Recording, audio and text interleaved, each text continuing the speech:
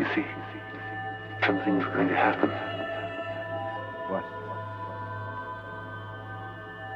What's going to happen? Something wonderful. What? I understand how you feel. You see, it's all very clear to me now. Welcome to the Occult Rejects. This episode, you got a bunch of us here together to keep continuing this planetary symbolism with Mario from Symbolic Studies. Today we'll be touching on Venus. And Rejects, you got with us tonight. We got Ethan Indigo. What is up, my man? Let everybody know what your deal is. Great to be here. Oh yeah. I'm looking forward to this. I know Mario's going to drop some bombs. I like to write and observe. I have several books out and about, and one little article recently done on the Occult Research Institute website. People check out. Awesome. So I know this is going to be great. Thank you very much, Ethan. And his show notes are in the bottom, and definitely check out all the books that man's got. And then we got a new reject joining us tonight. We got Friday Jin the Ninja. This is a new one. Jin, please say hello and let everybody know what your deal is. Sure. Thank you, boss. Mr. 93. Okay, so I'm Jin the Ninja. I have a show called Threshold Saints. You can find me on X, Twitter, at Wukong Reborn, WUKONG, and IG, at Threshold Saints, as well as a show account on X, Twitter. And yeah, I've got lots of episodes coming up. I don't even know which one I'm on, but if you're interested in speculative ontology, yeah, that's my show. Thank you. Awesome. Thank you very much, Friday Jin. And TJ Christ, what's going on, sir? What's up? Yeah, I've just been on the Christ path. My father was a carpenter, and I've just looped into a ton of carpentry, so it's just part of that path. I do at Contemporary Problems _ on whichever platform. I had to take about 2 months off to do this Christ path carpentry and stuff, and I started a band, did a lot of things in the real world kind of thing, but I'm excited to get back in the digital world and exchange information with others and learn and listen. Yeah. Awesome. Thank you very much. Don't you even do like tile work or something too? Yeah. I mean, oh yeah. It's along those lines. Yeah. If you're trying to fit in. I think the proper term is called a tile mason. Oh yeah. Okay. Yeah. Nice. Or nice. stone. I'm also a stone cutter, I guess, too. All right, go with the tile mason. Simpsons. I love it. All right. And his links will be on the bottom as well. And last but not least, the OG, Robby Marx. What is going on, man? Hey, everybody. Yeah, I'm excited to be here too. Mario, you're always bringing the good stuff, man. I am R. Marx or Robby Marx. I'm an artist and illustrator as well as a writer. And yeah, if you want to check out my stuff, I also have my Meta Mindcast podcast. You can check out all my stuff at Linktree at RMARX, and that'll pull up everything for you. Awesome. Thank you very much, sir. And all of his links will be in the bottom as well. And finally, to the man of the hour and a half, we got Mario from Symbolic Studies. Thank you very much for jumping on again, Mario. I appreciate it. It is always a pleasure. So please, for the listeners who may not know who you are, and I've gotten some new ones recently, so maybe they don't. Mario, please let everybody know what your deal is. Yeah, for sure. So thanks for having me. This is a solid crew, as usual. My project is called Symbolic Studies. People can find all my stuff at symbolicstudies.com. And what I like to do is basically put out content based around the signs during the sign itself. So right now I just did a presentation on the death of the Pope in Taurus season, which is really interesting. And there's a lot to get to with that because the card that corresponds with the Pope, they even call it the Pope card, is the Hierophant, which is ruled by Taurus, right? And so I like to kind of find what's going on in the world in that regard. And sometimes I make presentations about all of that, but I like really short form content too. So if people have not checked out my stuff, they definitely should look at my shorts or follow me on Instagram or whatever. If you didn't say anything about your shorts, Mario, I was going to. His shorts are fire. I always tell him that. I am jealous of his shorts. And like for real, for people who are interested in tarot and you want a social media account that's just tarot and no other bullshit, go follow Mario. His stuff is great. Appreciate it, dude. Yeah, that's kind of the backbone of the project, to be honest. It really started with that. Also, my artwork and things like that, too. But the shorts really is kind of, I think, what I'm most known for. Yeah, they're great. But, cool, man. Yeah, so we finally got to Venus. So, Oh, let's hear it, Mario. What do you got for us? For sure. So I want to do an intro, and then I sent you some slides Yes. that you can share in just a moment. But, it's perfect timing because Taurus is ruled by Venus. And so there's two signs that are ruled by Venus, and there's two planets in the traditional system that kind of have double duty. One would be Venus. It rules Taurus and Libra, an earth sign, and then an air sign. And then the same thing goes for Mercury, right? It rules Gemini, which is an air sign, and then also Virgo, which is an earth sign. So the traditional things with Venus, right? The correspondences, it is associated with copper, Friday, very feminine, right? Beauty, love, things like that. So Venus is a very there's a sensuality to Venus.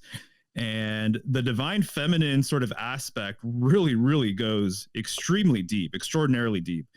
I did a podcast not too long ago, and I spoke with a woman.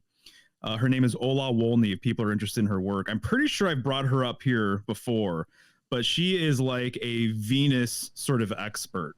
Okay. And she really ties in a lot of sort of primordial, dark feminine sort of information as it connects to Venus. She really thinks that Venus actually is where a lot of symbolism associated with the moon, where that came from. And we have a lot of overlapping sort of ideas, I think, that she attributes a lot to Venus and I attribute a lot to the North Star. And so at some point we need to publish a conversation just about that, because there's so much going on there. It's absolutely insane. Right.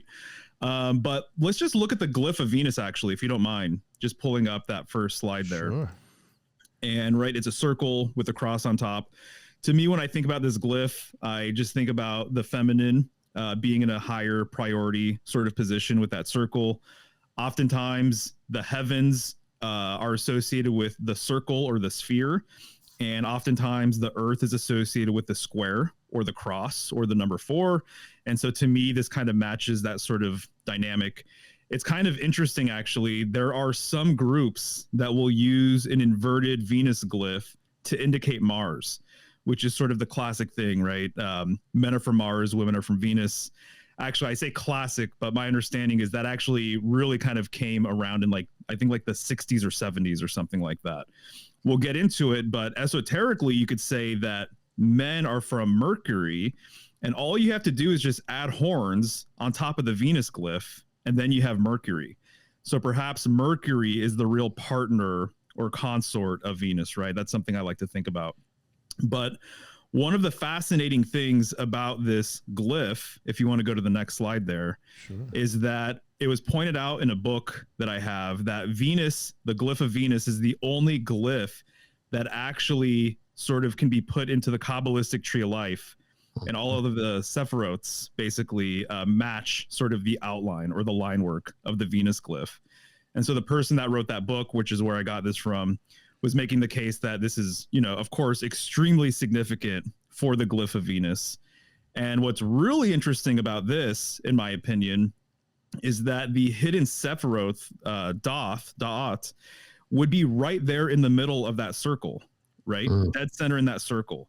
And so that is the Sephiroth that basically connects to the Klipothic tree, right? Or the tree of death, or the night side of Eden.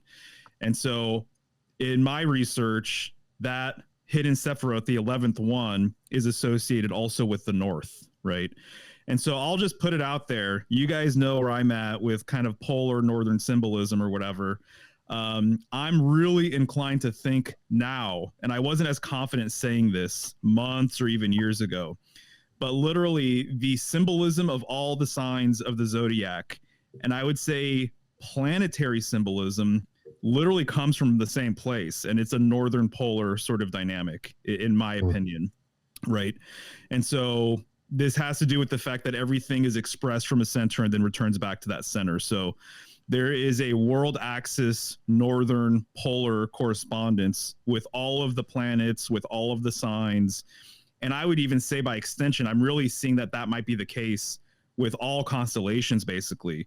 It's no different than a ripple in a pond, right? You drop a pebble in a pond, everything emanates from the center and kind of goes outward. I think that that is what we were dealing with in primordial times. Is a lot of symbolism was concentrated in the northern sky. People had this reverence for it, and then everything kind of expanded outward. And there is this sort of symbolic migration away from the center, right? And so I think that this is sort of an interesting sort of detail here, that the hidden Sephiroth, once again, corresponds with the north, which takes you to the other side, which is interesting too, because when we're dealing with the feminine, you know, we're talking about like vessel symbolism and the womb and everything else. And you can make the case that the circle up top kind of symbolically carries some of that symbolism. And so there's something very precious sort of within that circle, right? This Sephiroth that's very transcendental and is along the lines of that middle pillar. So if you go to the next slide, you'll see that this is just a traditional tree of life sort of setup, right? The three pillars, the central pillar being the transcendental pillar. You can see the hidden Sephiroth right there. You can imagine just what I just showed you, right? The Venus glyph itself being right there. And so we're talking about the feminine. We're talking about a lot of symbolism that has to do with the number 5, actually. And so if you go to the next slide, we're dealing with the 5th card of the major arcana, which is ruled by Taurus. And so this is the Hierophant card or the Pope card. And I just did a presentation about all of this, as I mentioned. And basically, the Pope is right there in between the two pillars. And so he represents that sort of central axis. And what I said in the presentation too is I'm really seeing it now that he is, I think all pilgrimage locations basically represent like a vertical axis, pretty much connecting heaven and earth together. And he is sort of an embodiment of like a living, breathing sort of vertical axis, pretty much. And so, of course, he, the Pope gets replaced, or the Pope gets transitioned out as they pass and everything else. And so this living embodiment of this central axis, right? So I think that makes a lot of sense, because what he really represents is he's a bridge. And so that's what Pontifex Maximus represents, is he's the ultimate bridge builder. And so he's the bridge between heaven and earth, essentially, or the bridge even between, you know, the people and God, if you want to put it that way. But he's always been associated with being the keeper of the keys, right? And so even like the official like emblem for the Pope is cross keys, a golden key and a silver key. And this can represent the Golden Gate and Silver Gate. There's a whole deep dive weave that we can get into later about all of that. I also think it's interesting. One of the things in the presentation that I broke down was the papal cross, and how the papal cross, it almost just reminds me of the lines that break up the 4 different levels of the tree of life, right? The 4 different worlds of the tree. And then you have that central sort of axis breaking it as well. And so in the presentation, it makes way more sense, but he is the keeper of the keys, and he is the guardian of this gate. So when you have the 2 pillars, there's an implied doorway or gateway there, and he's throned. And to be throned is way more feminine, you know, in my opinion. So what I've been saying for a while now is that I have a strong inclination to think that throne symbolism actually belongs more to the goddess or to the feminine than the masculine, because it's more passive. And so women are more passive in nature. They're more magnetic. And so opportunities come to them, suitors come to them, you know, things come to them. They don't have to go anywhere. It's more in man's nature to have to go out and seek and sort of conquest and journey and bring home the bacon, if you will. And if you want to, like, a really simple sort of metaphor for this is you just look at our sex organs. You know, the phallus is projective and outward, and it's the original wand, if you will. And the wand really is about energy being sent forth. And then even the sperm cells of man, they travel and they go into foreign lands to inseminate the egg. On the other hand, the woman is more receptive, and so she receives, right? And so the egg stays within her confines in order for her to get pregnant. And so that's kind of the basic difference traditionally between masculine projective symbolism, feminine receptive symbolism. So I see it that when a king or a hierophant or the emperor or a lord or something is sitting on a throne, he's actually emulating the feminine. And this makes sense here because he actually corresponds with Venus. And I even believe now, my understanding is that this idea of sort of guarding a gateway actually belongs more to the feminine as well. And so this is why you see Lady Justice. It's a woman holding a sword and then holding the scales, right?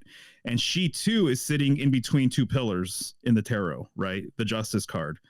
And so woman is really sort of, she's more of a judge than anything else, more than man at least, because she has to judge and gauge what partners she wants to potentially connect with or couple with or have children with, right?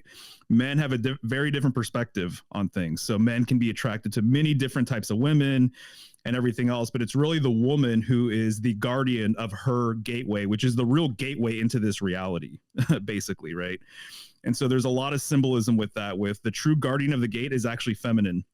And if you want to go to the next slide, it's interesting that some of the earliest Hierophant cards in existence show a female pope, actually, right? And so there's even a whole story. I don't know all the details, but I've read about it before. But I believe her name was Pope Joan. Pope Joan, yeah. Right? Do you know anything about her by chance? Any details? Yeah, she came to the throne, and there was a lot of problems with her being a female. And then there are some other stories about females that have come and been enthroned that acted as though they were men, and then get found out. But yeah, it's been a while since. But yeah, I'm familiar with Pope Joan for sure. Right. Are you guys aware of I don't know if it's still in use, but I have seen photos of it, but the chair that supposedly the Pope has to sit in, or a prospective Pope has to sit in, so that everyone else in the conclave, I guess, can inspect his genitalia to make sure that he's actually a male. It almost looks like it's like a wooden chair that has an opening at the bottom. And people can Google it or whatever, but determining the sex of the Pope, I don't know if that was more of a thing after Pope Joan or whatever. But it's also interesting that the movie Conclave is in part about this. Spoiler alert. But so that's a whole entire thing. So the fact that there were these female popes early on in tarot history, I think is really fascinating for sure, and just speaks to me this Venus connection. And even too, what I'll say is that Taurus, my understanding of it is that we're seeing a very sort of masculine solar version of Taurus these days. When most people illustrate Taurus or think of Taurus, they think of a mighty bull, almost ready to charge or looking very aggressive or angry or something along these lines. And my understanding is that it actually used to be more of the feminine cow early on. And what's kind of happened is a lot of animals during their respective age, they're looked at in one way during the age itself. So the age of Taurus, the bull, my understanding is that it was more so revered, put on a pedestal, more positive connotations, things like that. And then once the age of Taurus came and went, and we were now in the age of Aries, that same bull is sort of sacrificial in nature. And so you have Mithras slaying the cosmic bull as an example, right? Or there tends to be more of like this demonic sort of thing associated with that. And so that aggression or that masculine sort of energy tends to come out a bit more. And so anyway, for what it's worth, I thought I would mention that. Well, also, I was going to say, as far as different females that have been enthroned, if you go back into Babylon, some of the queens of Babylon were far stronger than the kings, and they were more known for building the edifices, the big pyramids, and then you get into Kibali, and she was a queen that was enthroned, that basically rode on a cart pulled by lions. And so some of the oldest, when you get back into the more Mediterranean, more Asian like cultures, you have a lot more divine feminine propagators that are over the male propagators. Yeah, exactly. And it just makes all the sense in the world. So yeah, I mean, even to your point too, a lot of these early queens, and actually a lot of queen symbolism and goddess symbolism, a lot of times is closely related to the lion. and that the lion is either pulling their chariot or is embedded into the throne itself or flanks the throne or something like that. And I just think it's really interesting that Leo is right next to Virgo. And so Virgo, the queen of heaven, right? The stellar virgin. And so there's this interesting relationship that I've noticed with that. It's almost kind of like the feminine authority over the masculine, you know, the lion being a solar lion related to the sun and things like that. And that's what you actually see in the strength card. You see a woman taming a lion, right? It's almost like mother and child. So that's kind of what I see with the strength card is you're actually seeing a representation of two signs there, Virgo and then Leo. But yeah, if you want to cruise to the next slide, it's just the Mercury glyph, but just wanted to show you that all you have to do is add horns to the Venus glyph, and then you have Mercury. Very interesting. And then also, if you just remove the cross down below, now you actually have the glyph for Taurus itself, right? Which is ruled by Venus. So even the glyph itself, right? I mean, the simple horns, you know, on one hand, yeah, you could say, and it is, it's both masculine and feminine. It's both yang and yin, you know. Horn, you think of horny, right? Again, the phallus or an erection or something along these lines. And then you also have it, though, it's a vessel, right? Crescent moon. It's also a crescent moon. Yeah, exactly right. And there's so much lunar symbolism with Taurus as well. That's interesting. The cow that jumped over the moon, I think of as an example, or I think of the fact that people have had this sort of thing saying that the moon is made out of cheese. Where do you get cheese from? Milk. And so even too with the cow symbolism, the cow has been referred to as like the second mother of mankind in certain parts of the world, like in India. And it's because you get so much from the cow and it asks so little. So it's really a giver, right? This animal gives and gives and gives. And even just milk. Exactly. Even just milk itself, from milk you get cheese and yogurt and ghee and all these other things. But then also, you know, the hide itself, if that's how that country rolls, or that those people, if that's what they choose to do.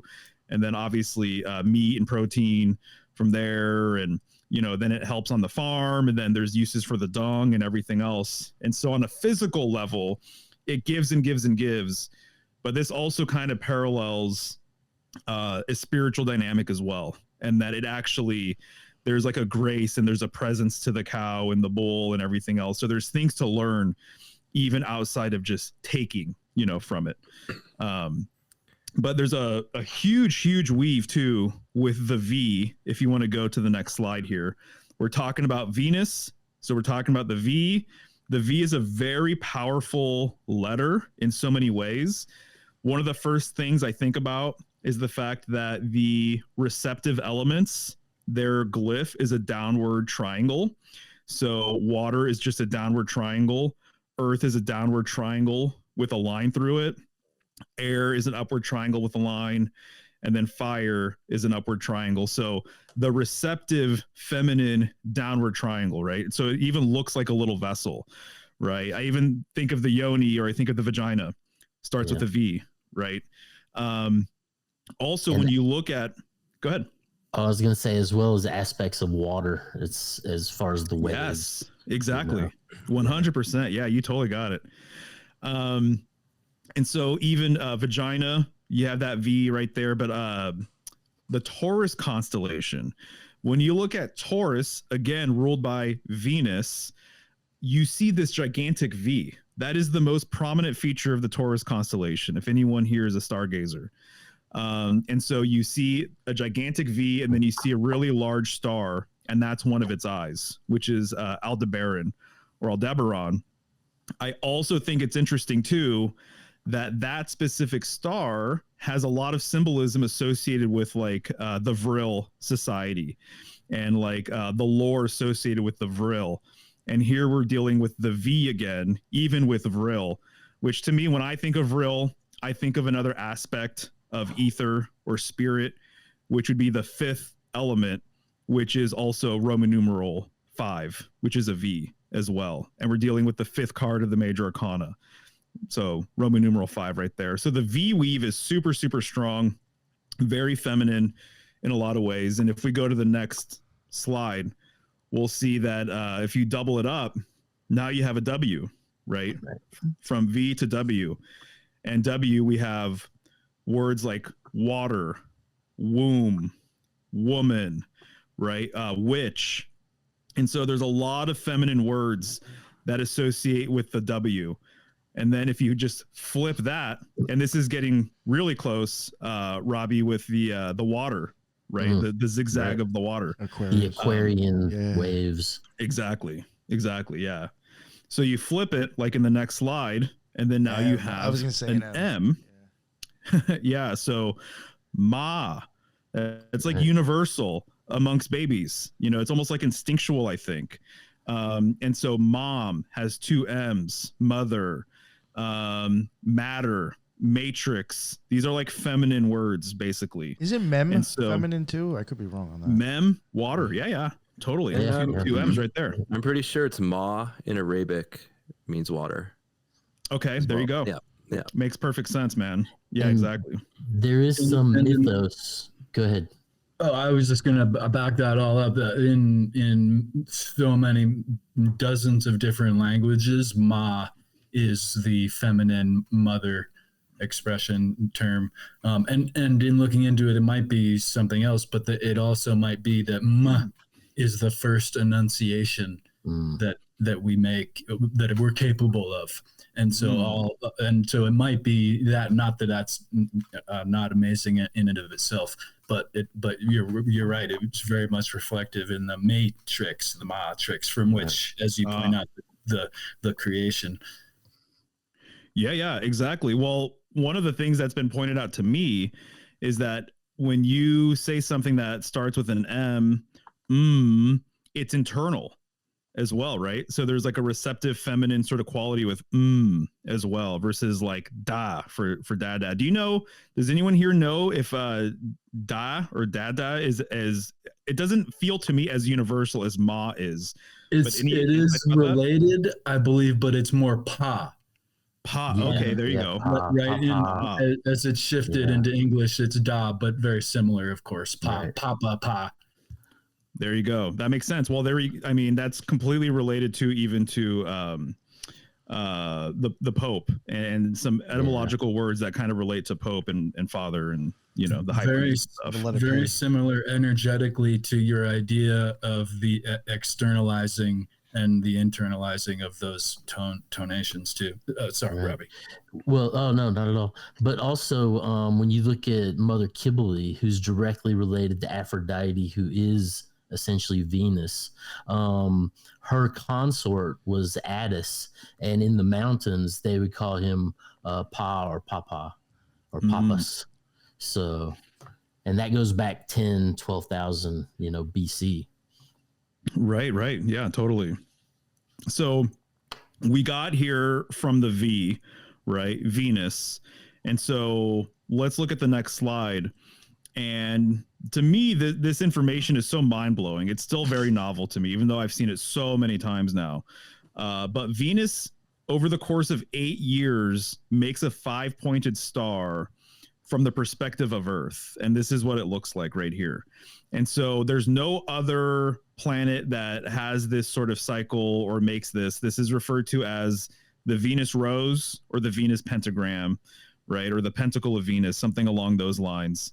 And so again, this weave of 5, Roman numeral 5, V, Hierophant 5, is completely like multi-layered and encoded. Yes. So I had to bring it up. So if you go to the next slide, the next couple, you'll just see variations on the same thing, basically showing you different ways in which you can kind of illustrate this. So it's sometimes referred to as the kiss of Venus as well.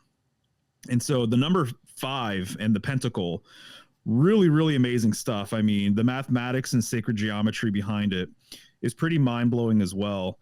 And if you go to the next slide, you can maybe breeze past this one and then just go to, there you go, the Ace of Pentacles, right? So in the tarot, it's basically a tradition to have the coin suit be represented with this star, right, on the coin itself. And so this really says quite a bit. In the Thoth deck, these are called discs, which I think is interesting too, because there's almost now when I see it or think about it, this disc, it kind of just reminds me of like Earth in some ways, personally, you know, maybe from like an ancient cosmological sort of perspective or something like that. But we put this glyph, or we put this icon on this coin.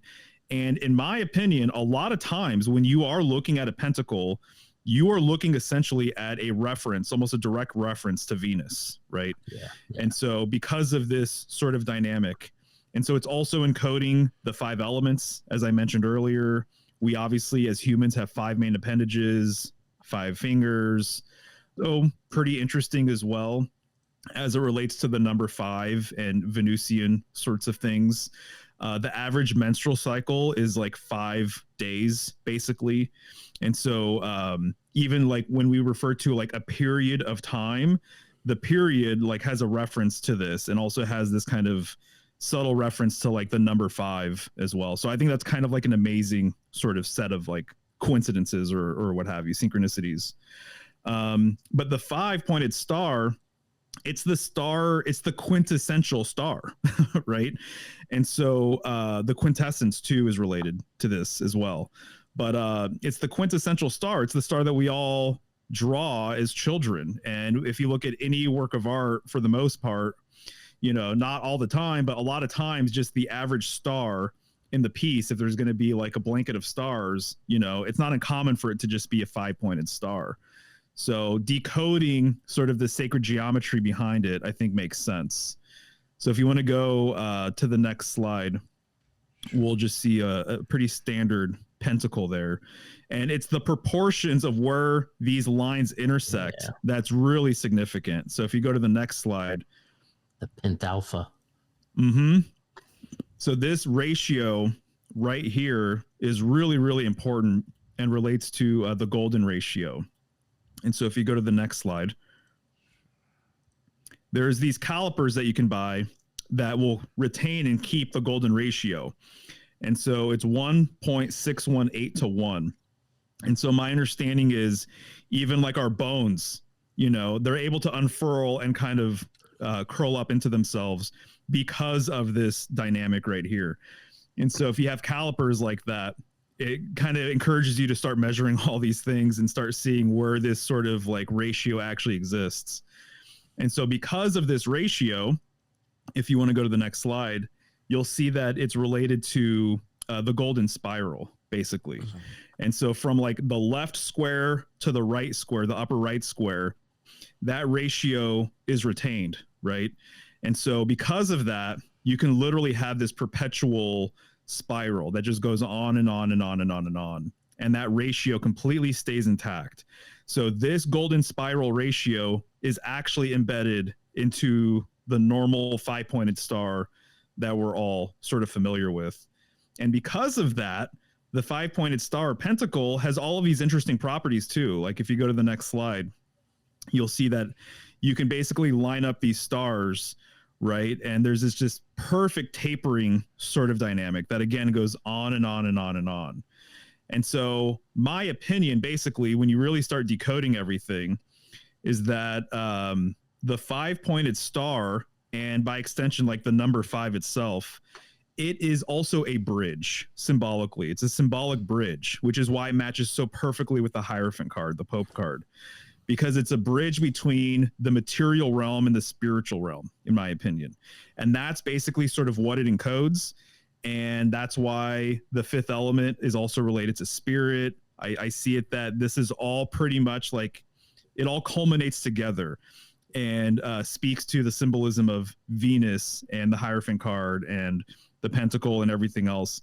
It exists between sort of these two spaces. The same way I would even say, perhaps, that it exists between our base 10 sequence, right in the middle, right? So it's almost like a symbolic bridge from the earlier numbers to the later numbers with that. So a lot of the 5 cards in the tarot kind of represent like a struggle or some sort of setback in some way. But I see it more so as like actually a threshold, something you have to cross through, right, in order to get sort of to the next place or the next plane or whatever you want to say. And these sort of setbacks and struggles, which a lot of the 5 cards associate with, that's what makes us who we are. It actually makes us completely stronger. And every single birth or rebirth is like messy. It's not a clean, simple, straightforward sort of thing, in my opinion. And so there's this sort of threshold gateway dynamic that's inherently related to this shape. And if you want to go to may I just add that the 108 number, of course, represents symbolically exactly what you just said, the creative and the linking of the individual with the spiritual. The one individual, there's nothingness, and then there's the infinite. And also, it's interesting to point out that there's another number that kind of suggests something, at least symbolically value in there. If you add the 36 to the 108, you get 144, which is a really powerful number. Nice. So excuse me for interrupting, but I thought that was good. Also, I was going to say, when you go back, they used to call it the Druthan foot or the Druid foot, the witch's foot. And then it was the earliest like seal for the city of Jerusalem as far as they go back in the records. And it was also the magical sigil that Solomon had on his ring that he used to summon the various jinn and miscellaneous forces. Gotcha. Yeah, no, for sure. Have you guys ever heard I've seen them like on reels and stuff where it's like, I don't know how true it is. I don't have a measuring tape this big, but it says that that you can fit 108 moons in the size of Earth, and you can fit 108 Earths into the size of the sun, and all these things. So 108 is the degrees of a pentagram, and it is a number used a lot, even in baseball. Not to throw curveballs, but in baseball, the home plate is a pentagram. Yep. And every baseball is made with 108 stitches. Is that 108 moons in between the Earth and the Moon. Oh, that's what it is. Yeah, sorry. No, you nailed it.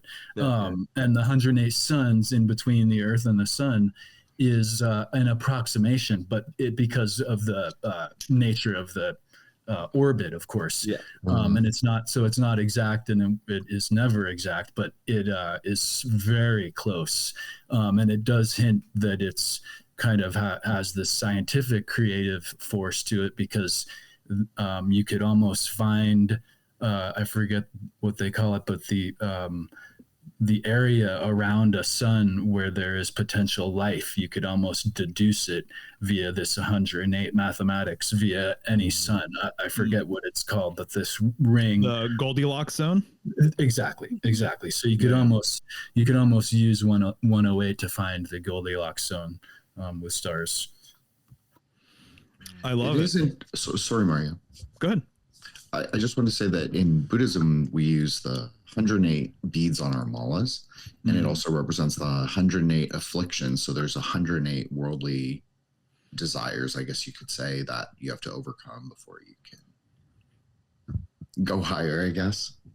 Thank you. Gotcha. Yeah. This is also reminded me too. Oh, go ahead, Nick. I did want to just add real quick. It was something that you had mentioned with like the pentagram and Venus and all that. Something I think just interested me because I was thinking about the Kabbalah. The rose, Kabbalistically, is an image for Netzach, which would be Venus. And then there you go. And then the fifth sphere, which would be Geburah, a symbol for that can be a 5-petaled rose, which then is also universally used as a pentagram as well. I've seen. Mm-hmm. Yeah. So I mean, you do kind of see a tie. I think. I mean. In a sense. Well, the Mayan calendar, you have 5 ages. You look at the Rosicrucian rose, there's 5 petals. The Lutheran rose has 5 petals. You see this consistent penta appearing through all these different philosophies.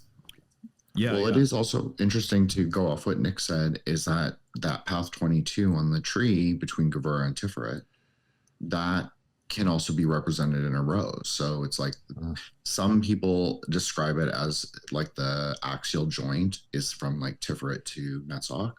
So there's like a path there as well, but that's really where the light from Gavra sort of passes through. Now there's other models that will say straight from Gavra to Netzach, there's a relationship, and there might be. There's different, obviously different kinds of cosmologies that. And then V is the 22nd letter. That's right. So Ooh, nice. Yeah. That is cool. another thing I do want to mention too that you just said, Jin, with the with Netzach and Gabor. I mean, a connection. I would assume that there is, and I do think there is, but it would take too long to probably to get into that. But just a simple way, just if you were to look at how you make talismans, I think even going back to Agrippa, him suggesting it that if you're making a Venus talisman, your flashing color, the main color you're going to use is green, and your flashing color is going to be red, which goes back to Gabor and Mars again. And Mars, if you make a talisman, it's going to be red, and the flashing color will be green, because there is a relationship somewhere in there between those two spheres. Right. That's right. And remember that for when my slides come up, because I didn't take it from you. Okay. Wow, good stuff. So I was just reading, prepping for the show, that the Mayan calendar, as you mentioned, Robby, has this penta quality to it, and my understanding is that it directly comes from Venus. Yeah, and that's kind of how they gauged everything. Apparently, that specific aspect of it. And then you start to get into the ideas of the morning and the evening star and the sexuality versus the war.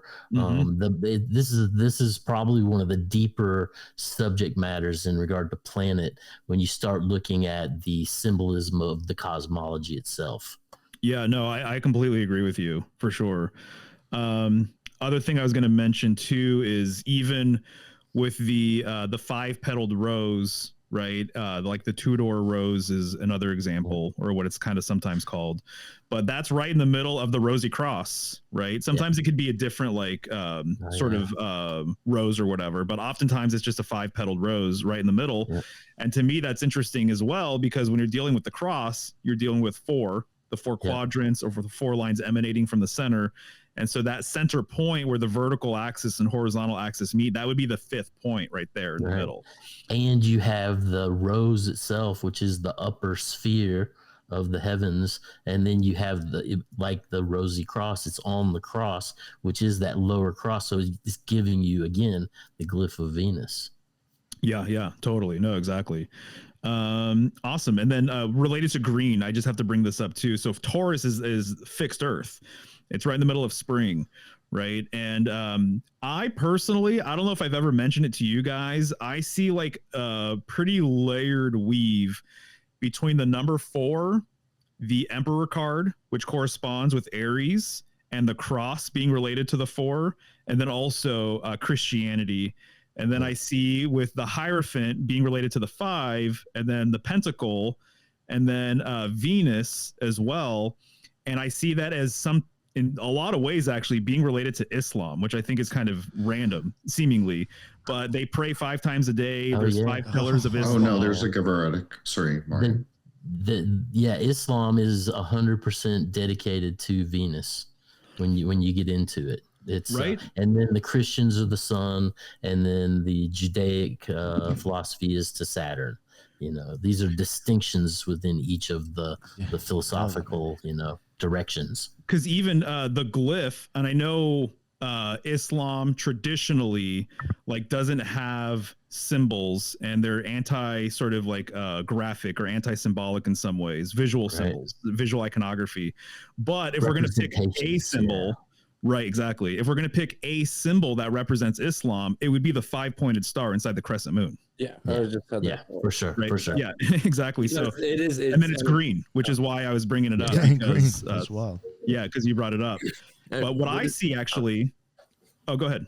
I was just gonna say it's representing when Venus and the moon are in the same sign, and so because that's how that can happen when it's in the same sign and it's in the right crescent. Happens. I don't keep track of it, but it does happen almost every year. Yeah, and it gets into this, esoteric link between Venus and the moon that you constantly see coming up as you go down the paths of these subjects. And I believe that the Venus is seen as a crescent. right? So they might call it a crescent moon, but Yes. it might be just Venus. Right. So it's And I guess all year round when you view Venus, it's always a crescent moon, just because of the nature of how it sits in the heavens. Right. Yeah, exactly. So what I was going to say is regarding the sort of third pillar here with Judaism, I'm going in order in the tarot. So the fourth card, Emperor, Aries, Cross, Christianity. Fifth card, Islam, with everything we just discussed. Right. And then the sixth card is the Lovers. And so you're dealing with Gemini, the twin pillars, just like in front of Solomon's temple, just like in front of a lot of synagogues, and then that's ruled by Mercury. Right. Yeah. And so I see a mercurial sort of thing there. And because we're dealing with the sixth card, we're also dealing with the 6-pointed star now, which is the Star of David. And so it makes me wonder if there's this mega weave between the fourth, fifth, and sixth card of the major arcana, and then Christianity, Islam, and then Judaism. So for what it's worth. I have something to add to that on numbers with the 5 and the 6, which I do think that the 6 adds to the Venus as well. Well, for one, you could say May 6th would be the very middle of Taurus season. So like if you were to kind of chisel 15 degrees Taurus, that's usually around May 6th. And then the 56th prime number is 263. Venus stays in the sky, is visible in the sky 263 days out of the year. Oh, wow. So and that has to do with the number 56 and the 5-6. I learned that because contemporary problems equals 263, and then I went down a rabbit hole and learned all that. So I'm connected to this as well, I guess. Nice. Yeah. Damn, that's a good one, man. Yeah. Cool. All right. Mario, do you mind if I? Oh, sorry. Oh, no. Please go for it. I just want to complicate the sort of Kabbalistic association with the religions. So for me, Islam has a very Gavaratic quality, because if you read Sufi mysticism, it's all about the fire of annihilation. That's why they even pray with their hands facing their face, is because it's like they don't want to self. It's like self. It's like to burn away in the fire of God. That's the whole idea. But I agree with Robby that there is definitely a relationship with Venus or Netzach. I have also noticed this, and obviously the Kaaba, and there's clearly some feminine essence there, and in the way that works. And they also go counterclockwise around the Kaaba. Right. Obviously, Shukra, I call it Shukra, but Venus obviously rotates counterclockwise. So as Mario said, so. Right. Yeah. The other thing I'll just say, and I don't know, I mean, it seems like it's pretty, obscure, but I have seen some works of art from the Middle East, and they're like Islamic origin story sort of like paintings, and it's a cow holding earth basically, which I thought was really interesting as well. And then also too, there's like a clear sort of like nomadic influence on Islam as well, and nomads have a different relationship with cattle as well, which I think is kind of interesting. And so just all of these things combined, but it's clearly a feminine sort of thing. Even the Kaaba cube is like the house of the mother, and they put a veil on it. That's the kiswa. And so and then just the hijab or the burqa and everything else too. It's just like, it's very clear that there's this feminine correspondence there.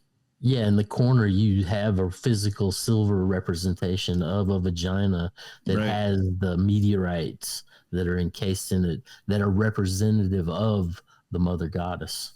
Well, it is interesting to consider the Kaaba, as I've said, is a cube of Rahu, because in Islamic texts, they definitely prefer the jinn, so DJINN, not my name, the jinn of the sun, who is depicted as very similar to the Mithraic god Aeon, who is also in the Puranas as Naram Simha, an avatar of Vishnu, who is Tiferatic.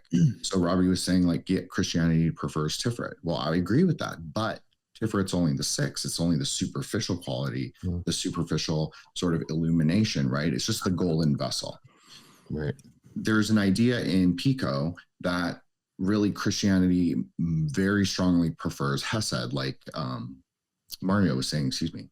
And so Jupiter, because it's that 4, it's that like the sprinkling of the waters of Jupiter. It's the pacification of Gavar, pacification of Mars. So, but 4 is really, especially in Christian Kabbalah, but also in a kind of Jewish Kabbalah as well, Yeah. The Hesed is ever expansive. You can just ever draw from it. It's just it's unlimited, infinite in quality. I think there was actually some contrast at a point in time where it did transfer from Jupiter to the sun. Mm-hmm.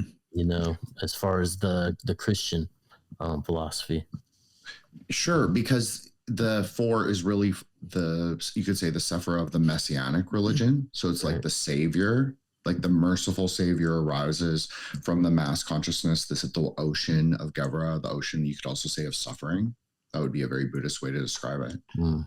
So like a savior arises and like has to, obviously it's different, like he has to climb through the tree, but for them, and I think for a lot of Christians, that's sort of where they would say Jesus arises.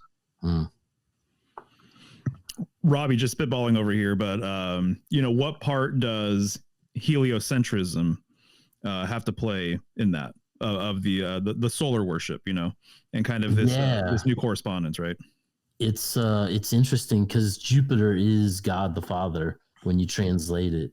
And like you slowly see this evolution, and I think it has to do with the Titans being put down and the transition from the Greek into the Roman religion, and you start to get this highly heliocentric model that they're like melding Helios with Mithras with who's the other one? But if you go to Phrygia, there's these 3 thrones that are side by side with kings on them, and they're linking all these kings so you're seeing an amalgamation of the different philosophies coming together and kind of bringing forth this new solar kind of cult, Sol Invictus, Yeah, no, totally. I wonder how much this Reformation, if you will, that we're talking about has to do with the maintenance or influence of monotheism or enforcement of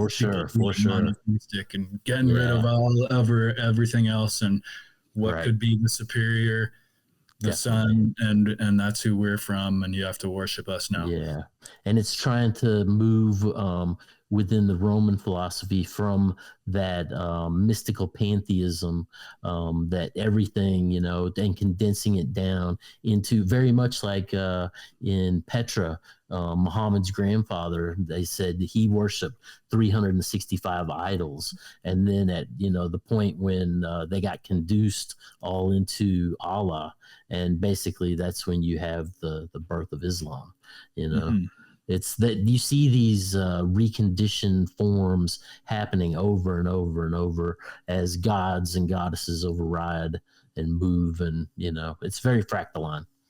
Which reminds me of the whole celebration of the cow, as you remarked, Mario, and now more into the putting this aggressive character on it, and we always do that with the gods prior. They're always demonized. They're the new demons, the old gods. Yeah, exactly. No, well put, for sure. Nice. Yeah, if you want to go on over to the next slide, kind of already covered that, the 5th element, aether, spirit. I just think it's interesting too. So the pentagon, very much related, right? You can see clearly that you can put an inverted pentagram or pentacle in there. And so this is the platonic solid that associates with ether, right? The dodecahedron. And so made up of pentagons. The pentagon is a symbol for Gabora again, which is Mars of the red sphere.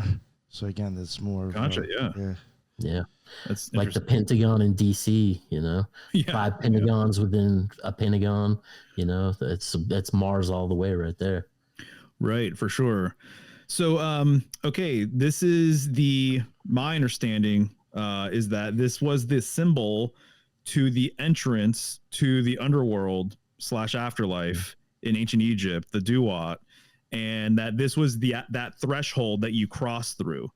Of all the stars, of all the glyphs, of all sort of the imagery or iconography, it's a 5-pointed star, right? I mean, that to me is like just amazing that's exactly what it is, given this bridge sort of dynamic that I've been referring to. And then I know in Freemasonry too, the 5-pointed star is often referred to as like the blazing star. And then there's a whole Luciferian connection with that, it being Venus being a symbol of Lucifer, and kind of this light bringer. There's a whole light bringer aspect here. But my personal opinion is, I think as well, though, I know for sure, I mean, at least I've read it in some lodge material, that the 5-pointed star has indicated as well the pole star. And so obviously with symbolism, there's lots of correspondence. Yeah, I think that's, you know, I think I didn't do it too much, but like this whole, like thing with the star and stuff, the pole star, from my experience, I do think in the blazing star, like even with the OTO, and stuff that's Crowley just talked about. Every time I have that experience, it looks like a burning star in the sky at first before it turns into an eclipse. Wow. It's always a burning star in the distance that looks like it's just this white dot that's like burning. And then eventually, as it gets bigger, it turns into an eclipse. And then the whole weird thing is that when it starts to separate, it looks like that crescent symbol that's on top of Tote's head constantly. It's like the Cheshire Cat, like smiling at you right there. This big fucking grin, glowing grin in front of your face until it finally separates, which then almost starts to look like that other thing that you see on top of the other circle.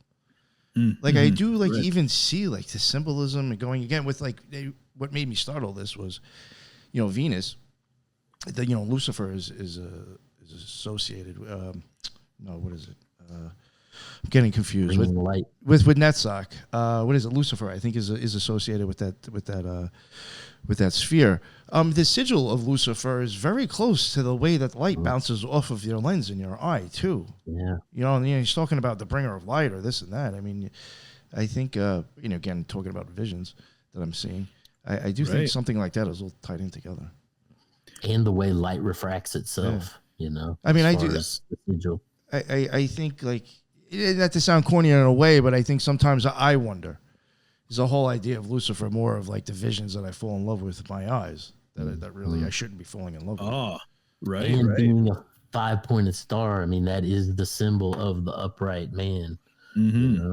Yeah. So that is the symbol of yourself echoing into the symbol of yourself, like perpetually, through all your organs and all your receiving devices to determine what reality is itself, And there you go, man. That's awesome. I mean, and then the next slide actually really speaks to what you're saying. But before we get there real quick, I was just going to mention that the sigil of Lucifer as well has a V down below. Right. There's a V for Venus down below, right? And then also the overall shape of it is like a big V, downward triangle sort of thing, right? So there's all of that.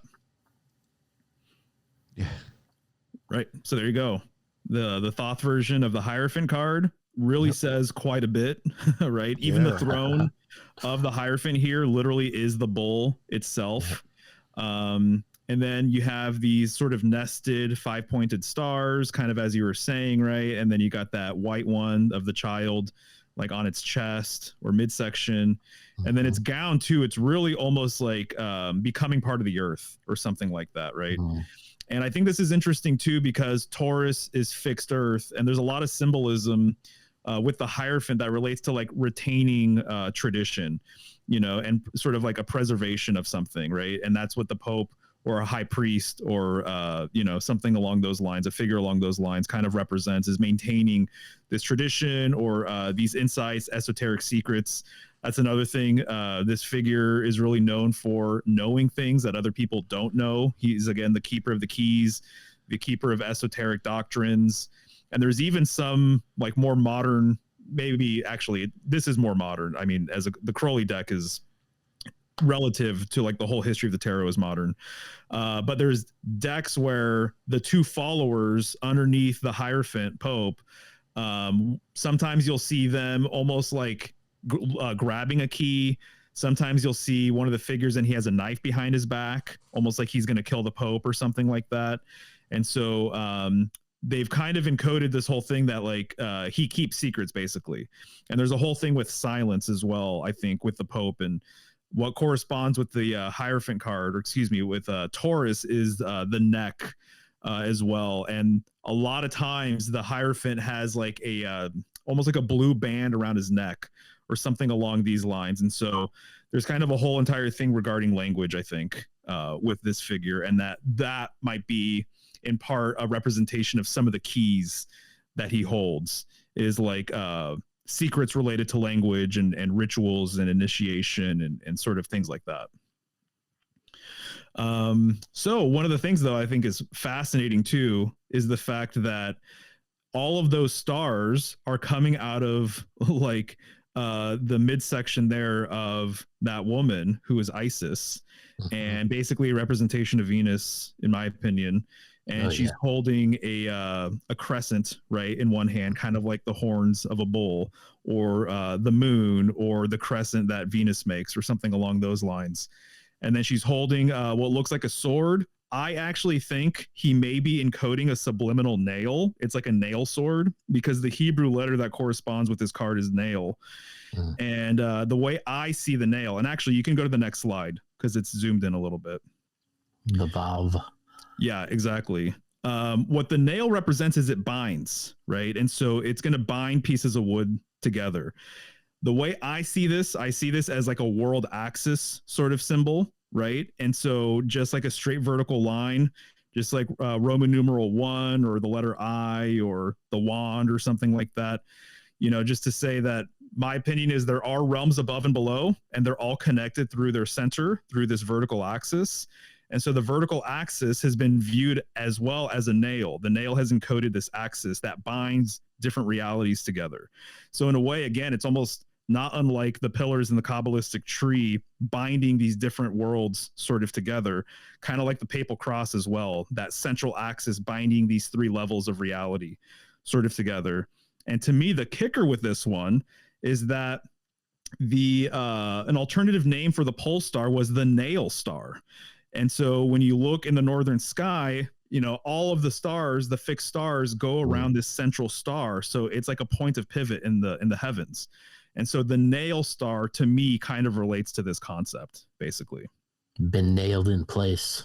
Nailed in place. Yeah, exactly right. Yep, for sure. And then even just to break it down on like really simple, basic symbolic terms, I see the key as well as basically being a world axis symbol.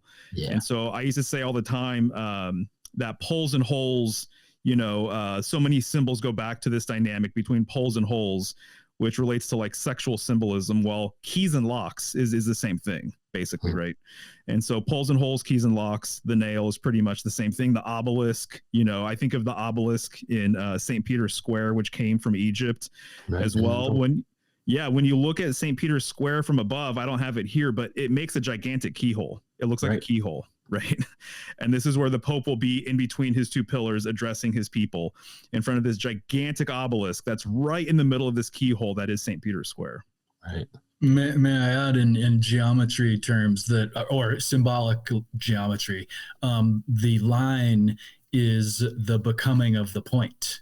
Or as you alluded to the nail symbology is the line, of course, and pole star the point. So those relationships are both masculine. And then the pentacle, or as you referred to earlier with the tarot, which is fascinating, and being the plane and the volume are both feminine in geometry terms, and the volume kind of being the becoming of the plane.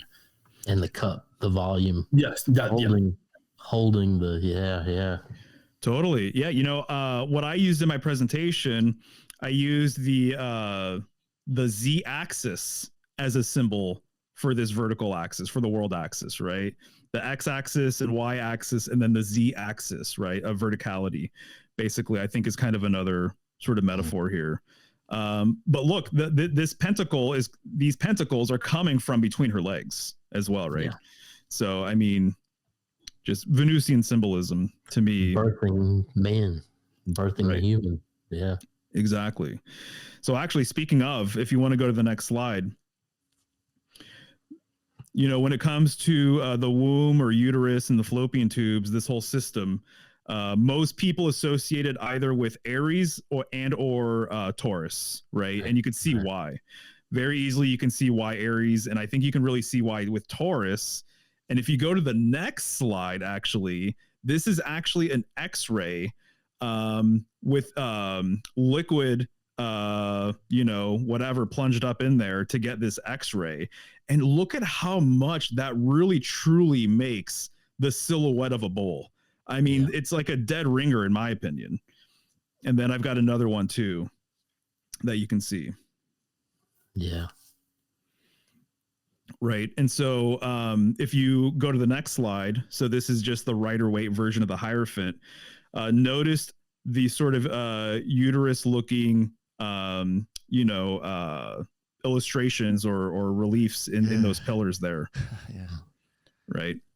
So again, the feminine quality really, it's all there if you want to Like look the for tubes it. and everything. Yeah. Mm-hmm. Yeah, exactly. For sure. And then just to kind of emphasize the power of cow and bull symbolism, this is literally when you really start reading Secret Teachings of All Ages by Manly P. Hall. I think they show like an image of him or someone else in the beginning. And then once you really start reading like chapter 1, you see this print here. You see this plate, and it's called A Group of World Religions. And it shows you 1, 2, 3, 4, 5, 6, at least 6 instances of the bull or cow in sort of the origin story of like different world religions. So you have Taurus in the upper left. It's the beginning of sort of that arch, right? And then you have the rest of the zodiac, and then you just work your way down. And then there's several examples. And then in the bottom right, you have Mithras slaying that cosmic bull. So he begins his like masterpiece work by talking about this, which I think obviously, says quite a bit. So definitely worth looking at if you've never seen it. And then here, just the idea of like a heavenly bull is something that's been echoed like several times, across cultures, right? And here you have this blue bull, stars along its belly. And to me, this particular illustration, right, which is like clearly Egyptian, I think it's fascinating because of what I said earlier about the earth being related to the cross or the square. And so if you're treating the bull kind of like the firmament, basically, and these people are underneath, they're in between the 4 legs. It's almost like the 4 pillars of earth or whatever, the 4 corners of earth or something along those lines, right? In Egypt, they had the Apis bull, which was basically a body for the soul of Osiris to reside in before it was reborn. And there was all these qualifying factors of there was a black bull with a white cube, and there was all this mythology that breathed on your children, they would be successful. But it was basically assigned to be slaughtered at a certain date. But it was a vessel to carry the divinity during a certain time on the earth itself, And I believe that the bull in Egyptian terms was corresponded with Nut, who, as you just said, Robby, carried Ra across the sky. Yeah, you could even see like, I don't know if that's exactly what it's alluding to, but those 2 boats underneath the belly, right? Yeah. And then even the crescent moon, like there's so much arc ship boat symbolism associated with like the moon and lunar symbolism, right? Which is echoed in the horns. So what I didn't say earlier when I showed the 5-pointed star of the Duat, I have a book called The Isis Thesis by this woman named Judy K. King. And basically what she puts forward is, according to her hieroglyphic translations, she says that at least in one point in time amongst a certain sect of Egyptians, that their understanding was that their soul ascends to the northern sky upon death. And they believe that they exited the horn of a great bull, basically upon death in the northern sky, right?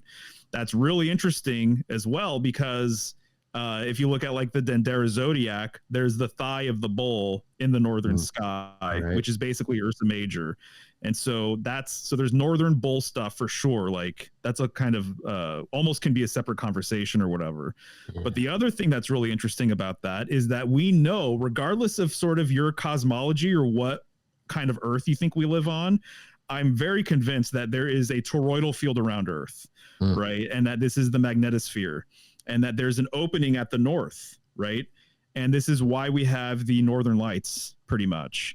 And this opening is what they're referring to. And to me, it's like no coincidence that we refer to it as a torus field of all the things, right? Of all the labels, we refer to it as a torus field. So to me, when they're referring to the horn of a great bull, they're talking about the torus field, in my opinion. Yeah. I'm down with that. I always, when it gets, is the earth round or flat, I always say we're on a turtle, and I get really into the turtle lore. But the tortoise is the Taurus, and sometimes the tortoise is connected to Cancer, but at the same time, it's also can be connected to the bull a lot. But then the moon connects with that as well, because the moon also exalts in Taurus. So there's lots going on there. But yeah, I'm with you on that for sure. Definitely. Hell yeah, right on. Yeah, no, it makes a lot of sense to me. Just kind of a wingnut thing in the whole mix of things. There's this conspiratorial idea that the swastika was a fire sign being related to the bull, whereas the peace sign was a water sign, and there's kind of this whole thing that Aleister Crowley gave this to Winston Churchill, and who's to say if it's even true, but it's just interesting, like wingnut theology that's out there, you know. Totally. Yeah. So if you go to the next slide, you're just going to see a simple depiction, a graphic depiction, not a real photo or anything of Taurus. And so you really see that V that I was talking about earlier, right? And then it's worth talking about too, but within Taurus, there's the Pleiades, basically. And so it's the 7 sisters. And, my opinion, essentially, I think you guys aren't going to be surprised with this one, but and I maybe already mentioned it here at some point. I probably did, but the idea that the original 7 stars of enlightenment belonged to Ursa Major in the north. People's idea of a stairway to heaven existed in the northern sky, and this was during primordial polar times, pretty much. And so there's this concentration of symbolism in the northern sky. And at some point, these symbols and the storylines and the mythology, I think, got exported largely to the path of the sun when people became more solar, right? And when people really latched onto heliocentrism and considered the sun to be the new center in the heavens, basically. Right. And so what happened was, my understanding based on the authors that I like to read and everything else, and there's actually more people who have written about this than I previously imagined, but that the symbolism shifted to the Pleiades, and that the 7 stars of Ursa Major, a lot of its symbolism shifted to the Pleiades. And this basically, from the Pleiades or Taurus to Scorpio, basically became the new axis to the afterlife. And when you look at how people talk about the Pleiades, I mean, it makes all the sense in the world that there's actually like an earlier sort of storyline. My ancestors come from the Pleiades. We ascend to the Pleiades. I think this is kind of a modern sort of, I wouldn't say distortion. It is and it isn't. But it's definitely an echo of something that existed previously. And because people became more solar, they paid more attention to the path of the sun. They paid more attention to the ecliptic. So they had to find a new axis. So I think that maybe symbolically, it's like people were more vertically inclined, were more vertically oriented rather, and had a connection with the divine and the above and below. And then things became more horizontal. And this maybe was the actual real pole shift from polar to solar. Because to me, to think of this axis from Taurus to Scorpio, there's a lot of interesting things going on there. But it's not as holistic in my opinion. It doesn't really, to me, feel like the true center of things. I think in people's sort of perception, it has become that over time. But I see that the northern sky has more of a true unifying, holistic, eternal sort of quality to it, just in general. And so I have seen in a couple places that the symbol of the Pleiades is substitution for the pole star. Yeah. So, as far as the 7 and the 7. Here's even another wrinkle to all of this. And I did a whole presentation called the Pleiadians, the Pleiadians, if people want to watch it.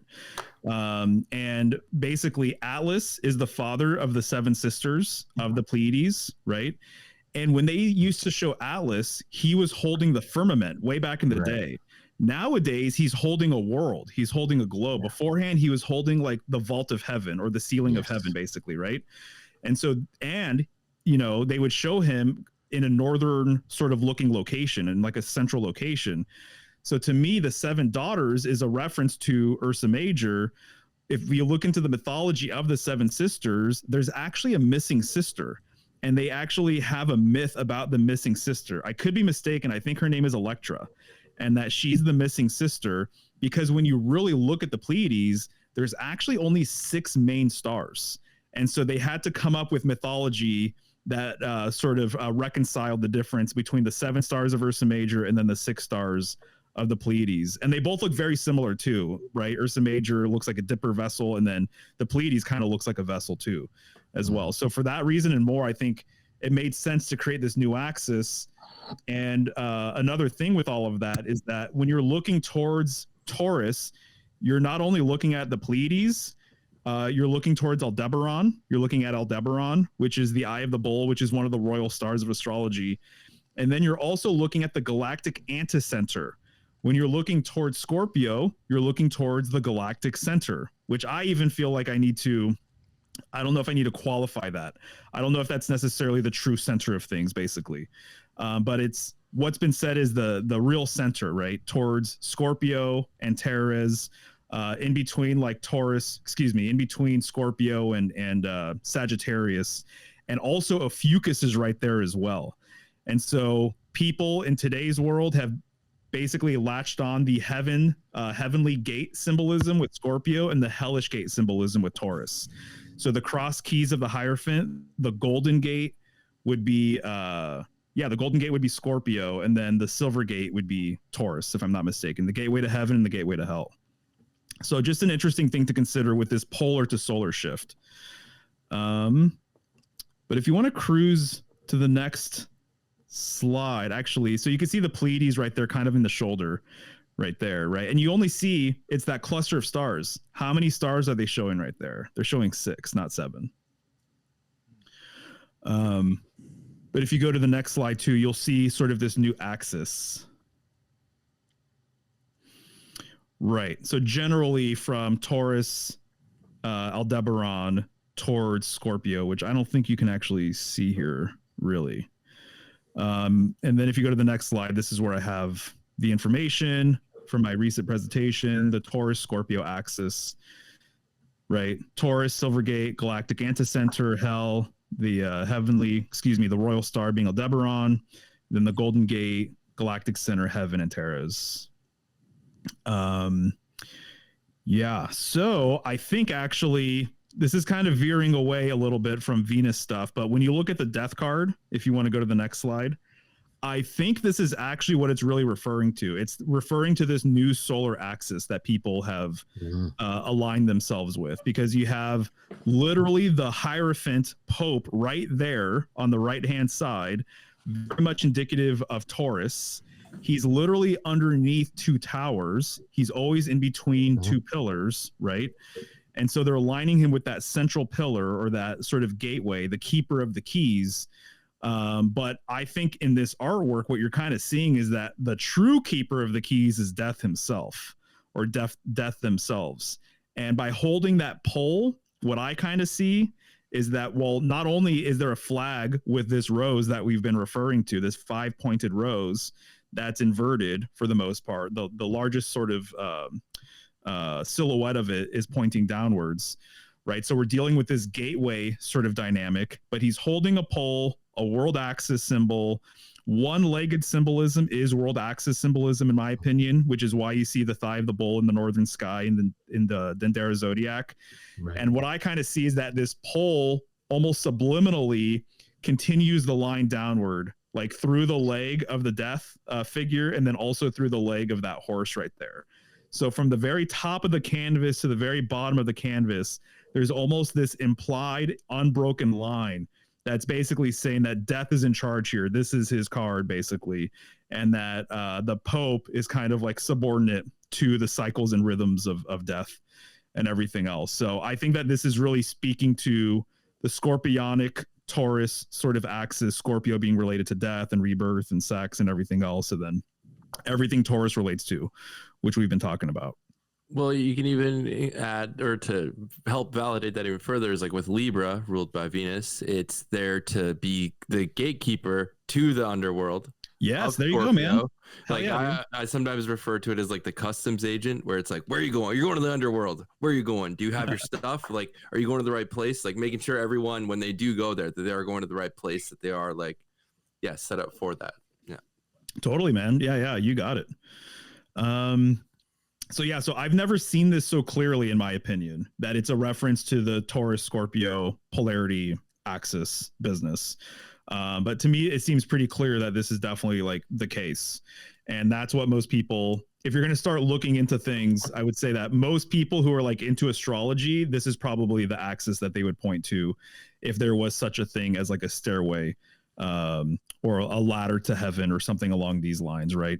And even just how people treat these two constellations and especially the Pleiades, how people treat that asterism, like it implies all of this stuff, in my opinion. But the last two slides are just plugs, and then I'm all wrapped up here. Of course, we can continue chatting and everything else, but I just did Just the other way. Yeah, I wanted to look at something for a second. So. Oh, no worries.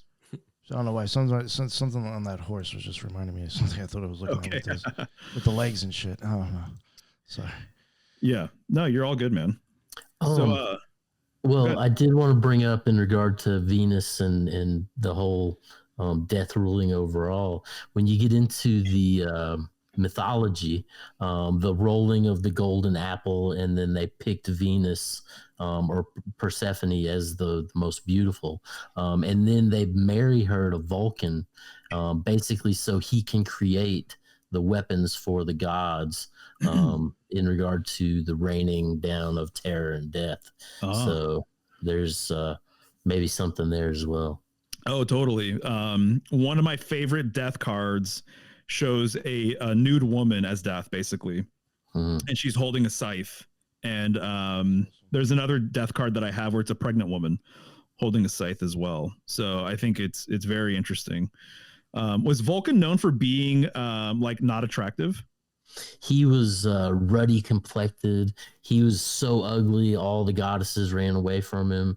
And basically the deal was made that he would marry Persephone or Venus in exchange for, he was a Titan, basically, that had been locked away in the underworld, and they brought him back. They resurrected him up and gave him, the most beautiful Venus for the sake of him, giving the gods the various Thunderbolt, the Vajna, and some of the other various accoutrements. Gotcha. Okay. Right on. Well, that's what I got. Like I said, the last two slides are just quick plugs. I did a show on just an audio only podcast on Taurus recently. And by the time this comes out, it'll be freely available to everyone. But that woman that I was referring to earlier, Ola Wolny, she submitted a voicemail. It's really awesome. She's super interesting. She really thinks that Venus contains a lot of the secrets for like female alchemy and all sorts of other stuff, which I don't disagree with. Actually, you're just completely right. Right. And so, and then I did this presentation called Death in Taurus, relating to Pope symbolism in the Vatican, and kind of getting into a lot of the stuff that I mentioned with the obelisk and the Keeper of the Keys, and some other stuff if people are interested. Nice. I like it. Yeah. I will say, on a lot of my enlightenment journeys, there's some that I've like kind of calculated through just like taking all this knowledge, whether like the astrology wheel, like I use the alphabet, all these things to like get to like understand this journey and like the loops and everything. And at one of the craziest ends of one of it, and it was through like just decoding the alphabet and being like, okay, well now I need to go live this out, so that if I am to teach about the alphabet, I've at least like I've gone through this or whatever. And when I got to the end of it, that's all I could think is that like whatever I met, whatever energy I came to when I was like at the end of the death, I could see like how complex, like just got to the end of my lesson. I felt like, okay, I just met Venus, and it was connected to the letter Z and everything, and like and that whole kind of thing. And I guess Z, sorry, Canadian. The Canadian came out there. But in that, I think Venus has a lot to do with the phoenix. Those two words seem to sound a lot alike as well. And in that too, it's like birds are very vocal. They're the singers of like this realm, pretty much, right? So that has to do again with like the Taurus and the cerebellum and ruling like this part of that.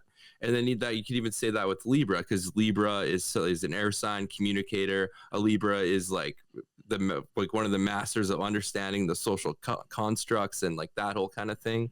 So I don't like have tons on that, but like it has to do with like, yeah, the A to Z in the alphabet. Like it's Phoenix, Arizona, Phoenix, AZ. It's all hidden in it, that it has to do with it all. And that's what I would have liked to have brought more on, but nonetheless, at the end I met at the end of my journeys, a lot of times I'm pretty sure it was Venus that I met or something. Oh, dude, that's awesome. I'm so glad you brought that up for a few different reasons. One, Aleph, the first letter in Hebrew, is ox, right? And so we're dealing with the bull, the cow. This is a castrated bull.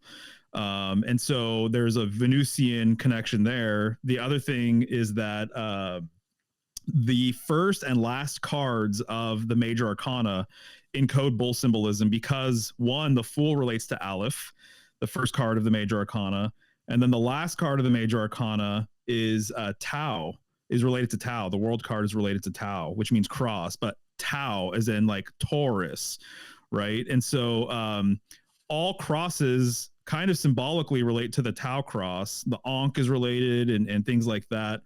And then also that kind of just reminds me too of, I can't remember how the mathematics work out. I'm sure, or maybe somebody here knows, I don't know.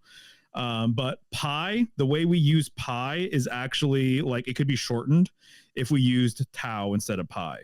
And so there's even some people that promote the use of tau over pi, because you have to do an extra step when you're using pi mathematically. But tau in and of itself, you don't have to do that extra step. And so don't ask me too much more beyond that. But I just think it's interesting that it's related to the shortest fraction you can get to form something close to pi is 22 divided by 7 gets 0.314. So we have that 22 again, which was V and everything. Right. Yeah, totally. Yeah. Interesting. So anyways, this beginning and end, I even think of the literally the Taurus field as well, you know, of just kind of this cyclical sort of thing. And then, you know, yeah. So what you said there, I totally can see where you're coming from and why you would think that or see that or share that. One thing I did want to mention, you know, you talk about the Phoenix and, you know, and thinking of Venus. And Netzach, where Venus would be on the Kabbalistic tree of life, the rainbow does emanate from that over to Hod. So I mean, I could see like how you maybe like the Phoenix, you know, how it has the rainbow colors. I could see that. I've even questioned if the rising Phoenix, because it's rising from the ashes, this is how I look at it. It's basically the right pillar. How he was explaining male and female. One's receptive, one's projective. You have light that's getting sucked to a magnet. I've often wondered if the rising Phoenix is like the light coming from the left side going back to where it's going. You know, the dark, the blackness, the ashes. The light. Yeah, like it's kind of taking a U-turn. I now will never look at M and W the same with the dual triangles. Right. And I was just going to add, I think that it's I'm always looking at where there's 2, there's 4, right? And with the masculine and the feminine, there is with the masculine you have projective, as you pointed out, and also reflective. And with the feminine you have receptive and creative too, right? They're like the Matrix, like the Ma that we celebrate. So just an interesting, and that kind of dual triangles kind of correlates with that. As well, if you think about that, that's exactly how pictures are made. Or like at least now with the computers, you're sucking light onto a magnet. Yeah. It's basically going from the right pillar to the left pillar. Projective. One thing I was going to bring up, are you familiar with the second Venus, as the Greeks called her, as far as Psyche? I've heard. Yeah, so Venus, her child Cupid, basically got together with this earthly woman, Psyche, and they took her up on top of the mountain and put her up on top of the black stone, basically in the wind. And she ended up having this kind of night journey. But there was an argument amongst the gods, and nonetheless, they ended up saying it was okay for Cupid to be with a mortal, and then as a result of that, their child that was born was pleasure, which is where we get pleasure on Earth. So, oh, go ahead. I was gonna say, but Venus, she was super upset that people were calling Psyche the second Venus. You know, that was her main beef. Her being, you know, the most beautiful of the goddesses. So one of the things I was going to add, TJ, I love that you brought up Libra being like the entrance to the underworld, right, and being ruled by Venus. My opinion is that similar to Mercury, Hermes going to the underworld or different sort of spheres of reality or whatever, I see that sexual symbolism, when a man is having sex with a woman, he's going to the underworld, basically. That's part of the deep symbolism behind it, you know, in my opinion. Right. And so even there's that dynamic as well, that the underworld symbolically can have this sort of feminine correspondence. And so even to the orgasm being referred to as like the little death or whatever. Right. And so I think that there's like a lot to be said there. And then, of course, when you ejaculate, it's a similar sort of thing. It's just like energy going up the pole, basically, you know, going up to the underworld or what have you. So I think that that's kind of related. And then the other thing I was going to say, too, regarding the Tau connection with the last card of the Major Arcana, the World or Universe card, in the Crowley version of the Universe card, most decks do depict like the tetramorphs, the 4 living creatures, right? The cardinal, or excuse me, the fixed signs, including Taurus, the bull. And in his deck, it's really interesting because they all are in the corners, right? And then you have the bull, I think in the lower left or lower right corner, I can't remember. But the bull's eyes are the only eyes that are swirling. All of the other eyes for all the other creatures are just kind of normal for what they're supposed to look like. But the bull's eyes are actually swirling.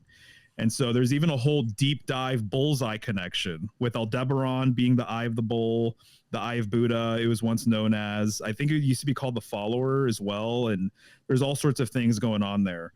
And then literally like target, like to have a target, Torget. It's a reference to the bull, right? Tor. And then even centaur is a reference to the bull as well, in that centaur basically means bull killer. And so arguably you can say that the centaur in astrology is aiming at the bull. I think there's actually a few interpretations, but that's one of the interpretations. And this kind of makes sense as well because Sagittarius is right next to Scorpio. So when the scorpion is rising, the bull is falling as well. So even like in the Mithraic mysteries with the Tauroctony, you have the little scorpion pinching the testicles of the bull, right? Yeah. And so similarly, when the centaur is rising, the bull is also falling. And so to me, this all comes into play, funny enough, with Target, like the store Target. And so you have Target, Torget, get the eye of the bull. The symbol is a bull's eye. It's a circumpunct. It's red. Aldebaran is also referred to as like a red planet or a red star, basically. There's a lot of symbolism with Aldebaran related to Mars and things like that, right? And so their branding is red. They have a bull's eye logo. And then their mascot is a bull terrier of all dogs, of all breeds. It's a bull terrier. And then they put literally a bull's eye over the eye of one of its eyes, right? To kind of whatever, just flesh out all of this stuff. So I did a video about it years ago, but it's kind of amazing. The target symbolism, really, it's related to Taurus and the bullseye and all the things I just mentioned. That's fascinating. Your whole presentation was fantastic. And I read that it was the bullseye expression was from hunters engaging their prey in that manner, that they got the target right in the head or eye. But I think it makes much more sense, your idea that it's more stellar. So that's awesome point on a great presentation, man. Right on. Thanks, dude. Appreciate it. Jen, I have one last beautiful thing to say about Venus. Venus, when we enter Taurus season, that's when we first get our first blooms and blossoms that happen. And when the grass starts to get greener, we start seeing flowers, we start seeing all that. It's a very, very beautiful time of the year. Also, in Libra season, that's when the leaves start to turn from green to gold, and so on and so forth. A very beautiful season, just reminding us how much Venus is here to teach us to appreciate the beauty, especially the beauty in the birth and the death as well. So, Definitely, right on. I like that. All right, Jen, you ready? Not sure exactly I am ready, boss. which Let's one go. of these down here I'm supposed to. They're not in order, so I'll try and keep it under 10 minutes and do what Mario kind of did. Okay, so this is I thought it would take you, since Mario's here and I don't often get the opportunity. Thank you, Nick. I'll take the opportunity to like do some, symbolic studies with Mario. So I'm gonna obviously do a tantric Puranic mixture version with a little Vedic astrology thrown in, which I'm sure Mario's familiar with most of it. So no big deal, and I'll try and be concise. So I think the one thing to think about as we go through all the pictures is like the Venus, or the goddess, we could say, she has many expressions in Tantra. She can be expressed in every Sephira. She can be expressed in every planet. And there are different densities or different personalities, maybe you could say she even has. And so the deeper you get, her expression outwardly also changes. So that's really important. And then Tantra also preferences 2 numbers, really, which is, 3 numbers. We'll say 3 numbers. So it's 7, 10, and 10. Which is obviously 2 numbers because it's 1 and 0. Sephira are negative space via negativa. So that even goes along with something that Mario was saying right at the beginning with Venus. It's like there's a negative quality to it. And I'm not saying negative as in bad, just a negative polarity, you could say. And so Lakshmi is the sort of superficial density of the goddess, you could say. It's her as a frivolous maiden. And interestingly enough, she was originally married to Shiva in the earliest Puranas, but then this got changed so she would be married to Vishnu, who is the greatest hero, the Mahavira. So he's the worldly hero. So he's the one who dies, reincarnates, comes into the world. And this is conducted by Venus. So it goes along with what both Robby and Mario were really saying. It's like there is an element of life and death, and I will get back to that. But this is actually, even though I'm saying it's the normative Hindu goddess, and this is actually a tantric image. Why is this a tantric image, Jen? Because she's riding a Vahana. Her vehicle is named Ulu, who is the owl. So this is only found in tantric images of Lakshmi. So if you ever see this in the wild, you will know instantly, oh, okay, that person is actually signaling to something else. Because you don't see this very often. It's very hard to find. And so because she's really fixed, so Mario brought up that really interesting point about being enthroned. So she's fixed in place. And usually in the non-tantric images, she's actually looking down at her own reflection in the water. And she's transfixed by her reflection in the water.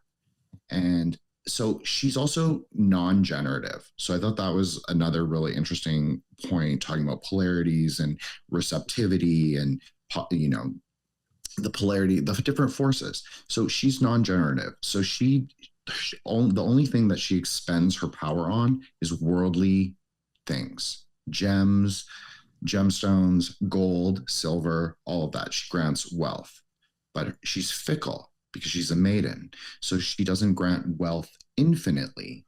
She grants it in portion, which obviously also relates to the idea of Netzach, because it grants fortune and life force in portion. So I think that's kind of a interesting idea. Okay, sorry, Nick, we can go to the next one. Have you ever, I'm assuming you understand a little bit of New Wheat from the Book of the Law, correct? A little bit. I would like just this image. It makes me think a lot about her with all the gems and the jewels and the scents and this and that she's supposed to have. Yeah, they definitely. Even though it's a totally different, a pantheon and everything, it just made me think about that. Well, I think everyone on the panel agrees that there is a relationship, maybe not one-to-one, but there's a relationship with all the pantheons. I think everybody would say yes to that. I mean, maybe not, but. Yeah, nice. So we're gonna go to the buffalo symbolism right away. So I know you're seeing a lion and you're asking buffalo symbolism. Well, the demon that you're seeing, he actually is a buffalo. That's what his name is, Ahish Ma Asura, the buffalo demon, literally. So this is Venus as Chandika, or the fortress. Obviously, that corresponds kind of one-to-one with Netzach, at least in one understanding. So so she rides into battle. So she's bringing to that Gevuratic quality, Venus coming into the fortress, sort of racing into the battlefield to slay the demon.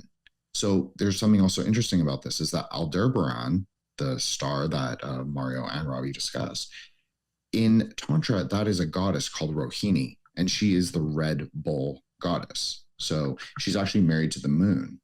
So that's kind of interesting as well.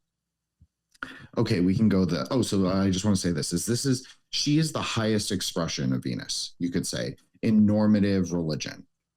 So if you're just like a Hindu and you want to pray to the highest god of the highest god, because there is a hierarchy, and there, just as I said, there are different expressions of the goddess. Not all of them are equal.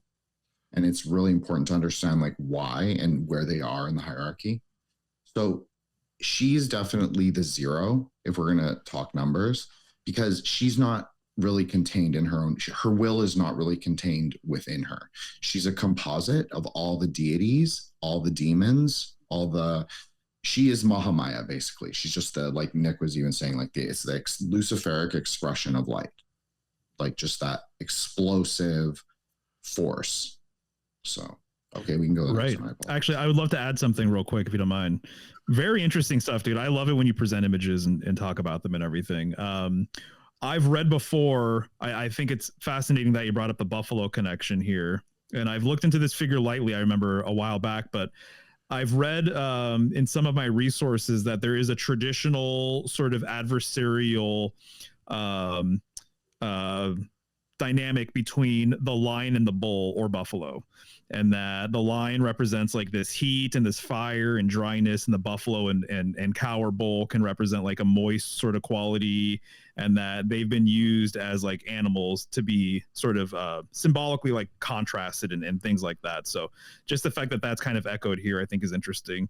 And then just to kind of piggyback off of Nick's point with Nuit or Nui, I see it that if you look at the circumpunct as an example, Nui would be the circle itself, and then Hadit would be like the point itself in the middle, right? Kind of piggybacking too off of what Jin just said regarding everything she represents and all of that, the totality of all the things. So, you know, in some ways you can look at it that the masculine exists sort of within her or what have you. But anyways. Awesome. That definitely, no, Mario, that was great, because it definitely explains like a lot of what she is and who she is. And so, okay, we can go to the next one straight now. So this is actually a tantric goddess. So I said at the first image, that's not a tantric goddess, but I used a tantric image. So this is the highest expression of the wealth goddess. So Lakshmi, but she gets an upgrade. So she gets to be called Kamalatmika. And if you hear a similarity with someone's name, that is because there's a direct one-to-one relationship. So Kamalatmika is the golden goddess. So this is also really interesting. And you can see she's sitting on a 5-petal lotus in this image in particular. But tantric images tend to be a little idiosyncratic depending on region or artist or different things, but it should relate to the text. So this actually does relate to one of the Kamalatmika tantras where she sits on a 5-petal lotus. So it's very interesting, and I'm going to actually get back to that also. But when she is expressive in the world, as you see, she's looking straight ahead. She's not looking above or below. She's looking just straight, because her power is to grant infinite boons. So boons that do not affect your karma. This is obviously from a tantric perspective, so you can interpret it how you want. But she does not implicate karma. In fact, she can grant liberation. But the goddess, when she's at her lower form at Lakshmi, she actually uses your karma to grant boons from your future lives. So you're implicating your wealth karma or your love karma or anything when you even just pray, just regular normative prayers. So she doesn't. So that's another interesting kind of idea when you're getting like a little higher in tantric thinking, like what they can do and who they are. And you can see her Vahana is the elephant, Well, the elephant's really interesting because you guys brought up the sun, or like the goddess has a son and Cupid. Well, you could say that the elephants, usually there are four to represent the four quadrants or the four crossroads. This is actually how it's even described. And her son, Ganesh, although it's not necessarily this goddess's son, although they are all one in some ways. She, yeah, you can also say that. So her son is Ganesha. Obviously, we call him Ganapati in Buddhism, but so Ganesha, who has an elephant's head. So he's the Lord of Obstacles. I know he gets assigned other things like Lord of Wealth and all that stuff, but he's just the Lord of Obstacles. That's like his primary function. So you can see like how important. So she even lifts, even though he's a higher god, like he is considered a Mahadeva, she's even higher than that. She can actually hit any obstacles that he places before you. Well, there are 10 directions in Tantra, so this is also really important because there's 5 above, 5 below, and then the up and down, right? So, anyways, sorry about that. So they come together and she kind of lifts off. So that's what Venus is. It's like really like, it's very Luciferic in Tantra. It's just like pure light. Sorry, we can go to the next one next. Okay, so you can see I did choose it because she's wearing green, and I thought that's interesting. Green and gold. TJ brought that up. Nick brought that up. Like that Netzach gold and green quality. So this is actually her real husband, who is Kubera.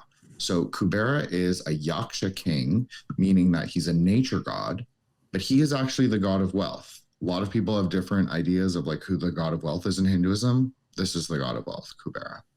So he's married to Lakshmi. So he is considered to be the treasurer of the celestial and the chthonic treasury. So he literally sits in the vault counting the coins. And his wife, Lakshmi, spends them. That's kind of the idea. When she's granting you a boon, she's kind of spending the things from the karmic treasury. So that's what I'm saying when you pray for something and she grants it. Well, it's a future thing that actually you've already earned. It's something that you'll get in a future rebirth, but she's actually borrowing it from there. So you can exhaust it. You can exhaust it in one lifetime. So that's why she's considered fickle. So she also hates her husband. So that's also interesting because even though I picked one where he's considered like, he looks more handsome, he's usually like a little pot-bellied dwarf, which is how all Yakshas look. So, that's just the way it is. But you can see the greater Lakshmi standing above them, pouring the jewels down. So in this form, she's not using your karma. She's actually drawing from the higher heavens. Her husband, her true husband, which is Shiva, as I said, she got switched, but he's a worldly god. So in this, she's also married to a worldly god, but in her higher portion, she's really married to the highest god, who is Shiva, because he's really the one, if you want to think of it like that. Okay, we can go to the next one. Sorry, Nick. Good. Okay, so there we go, Shukra. So this is the planetary deity of Venus. So this is like the outer of the outers, you could say. Like if you're giving it like, what is Netzach? Like this is the Venus. This is like the planetary, probably intelligence, you could say. And so he is sex, drugs, and rock and roll. That's like, Mario's talked about this as well in his amazing videos. So yeah, he's sex, drugs, and rock and roll. He one really interesting story that correlates to something that all of you discussed was the thing about eternal life. So originally Venus ran clockwise or turned clockwise. And so that's really Shukra. So the physical planet is Shukra. So when it's turning clockwise, he was able to grant humans immortality. But some of the other gods, not Shiva, Vishnu, or the goddess, the middle tier gods, you would say, they said, look, if you grant them immortality, what's going to happen is there will be no more gods born in heaven, because that's one of the consequences of good karma, right? Is to be born in a higher realm. So they basically said, you have to turn the other way. So then he took away that boon or that portion of life force. And then we have mortality. So this also goes along with the death card, who is also riding a white horse. And the white horse is a really interesting mount because it is a mount specifically in Tantra that is only associated with kings. So very interesting, I think. And this was a note because I don't have a slide on it, but you guys were talking about the sun and like how we live. Well, Mario and I have discussed it, like polar age, solar age, Hyperborean age, who knows? But there is something interesting, is that the sun cult in India, so this is kind of the reverse of the West almost. The sun cult became absorbed into the Vaishnava cult, so the Vishnu cult. So all of the Vishnus, like all the different forms of Vishnu that most people worship, that's the most prevalent kind of Hinduism, like 70%. So Surya got absorbed into them. So Surya is no longer an independent deity, but he used to be a very, very important deity, probably one of the primary cult focal points, you could say, for about 700 years. So it is interesting that he got absorbed into this kind of what we could say is like a Hasidic kind of messianic hero cult. Just an interesting idea. Okay, Nick, we can go to the next one. Thank you. Sure.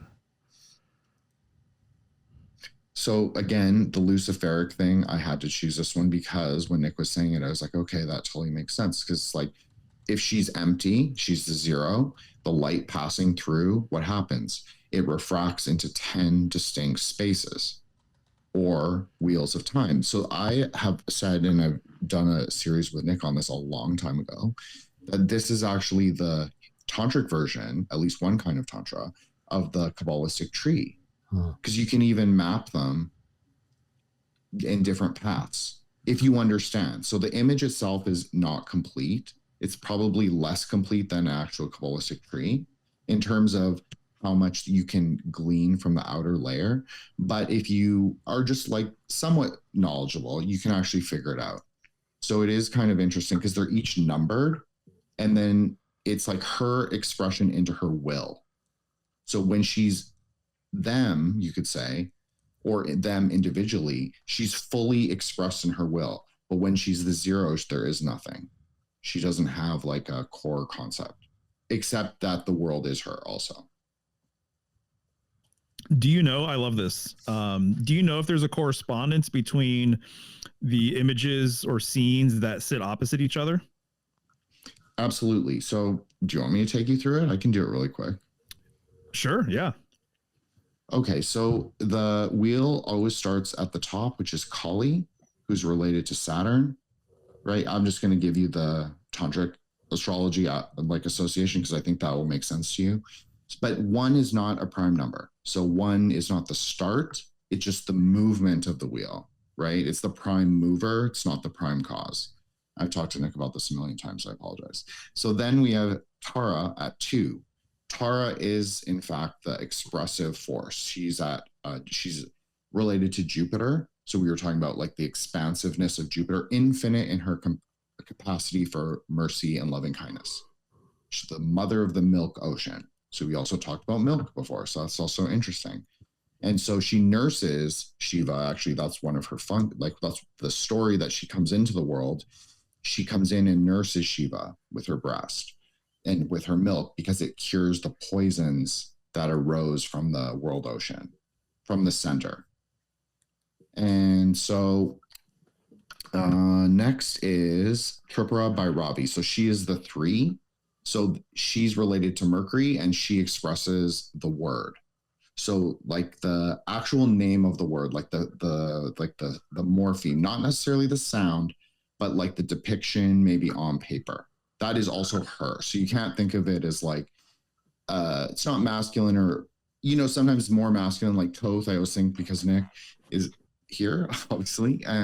But he gets associated with writing. And I think that that's true. I think that the male deity is the physical act of writing. But when we're talking about in a tantric view, they would consider the actual letter when it's in an expression to be feminine. Does that make sense? Okay. So that is what she is. So she's extremely important. Some tantras place Kali as the most important. Buddhist tantra obviously places Tara as the most important. And Sri Vijaya Tantra, which is just as popular as Kali Kola, places Tripura Sundari as the most important. So the word is the most important in some kinds of tantra. So that's kind of interesting.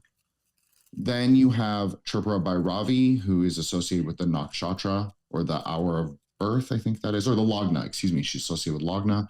And then you have Chinnamastika, who's associated with Rahu. She's the only goddess who can clear Rahu fully from a birth chart. Then you have, I'm not sure which one this one is, so we'll come back to that. But then you have Dhumavati as the widow in the chariot. So she is related to Ketu. She's the only goddess who can clear Ketu fully from a chart. Then you have Bagalamukhi, who's wearing the gold. She's related to Mars. She actually has a very interesting power. It relates to the Hebrew Kabbalah actually quite well. It's like that stunning power, or it's like she's holding a hammer and holding the demon's tongue. So it's kind of like the potential energy transforming into the kinetic energy. It's like the time before something takes action. Like I've likened it to the flintlock on a musket before.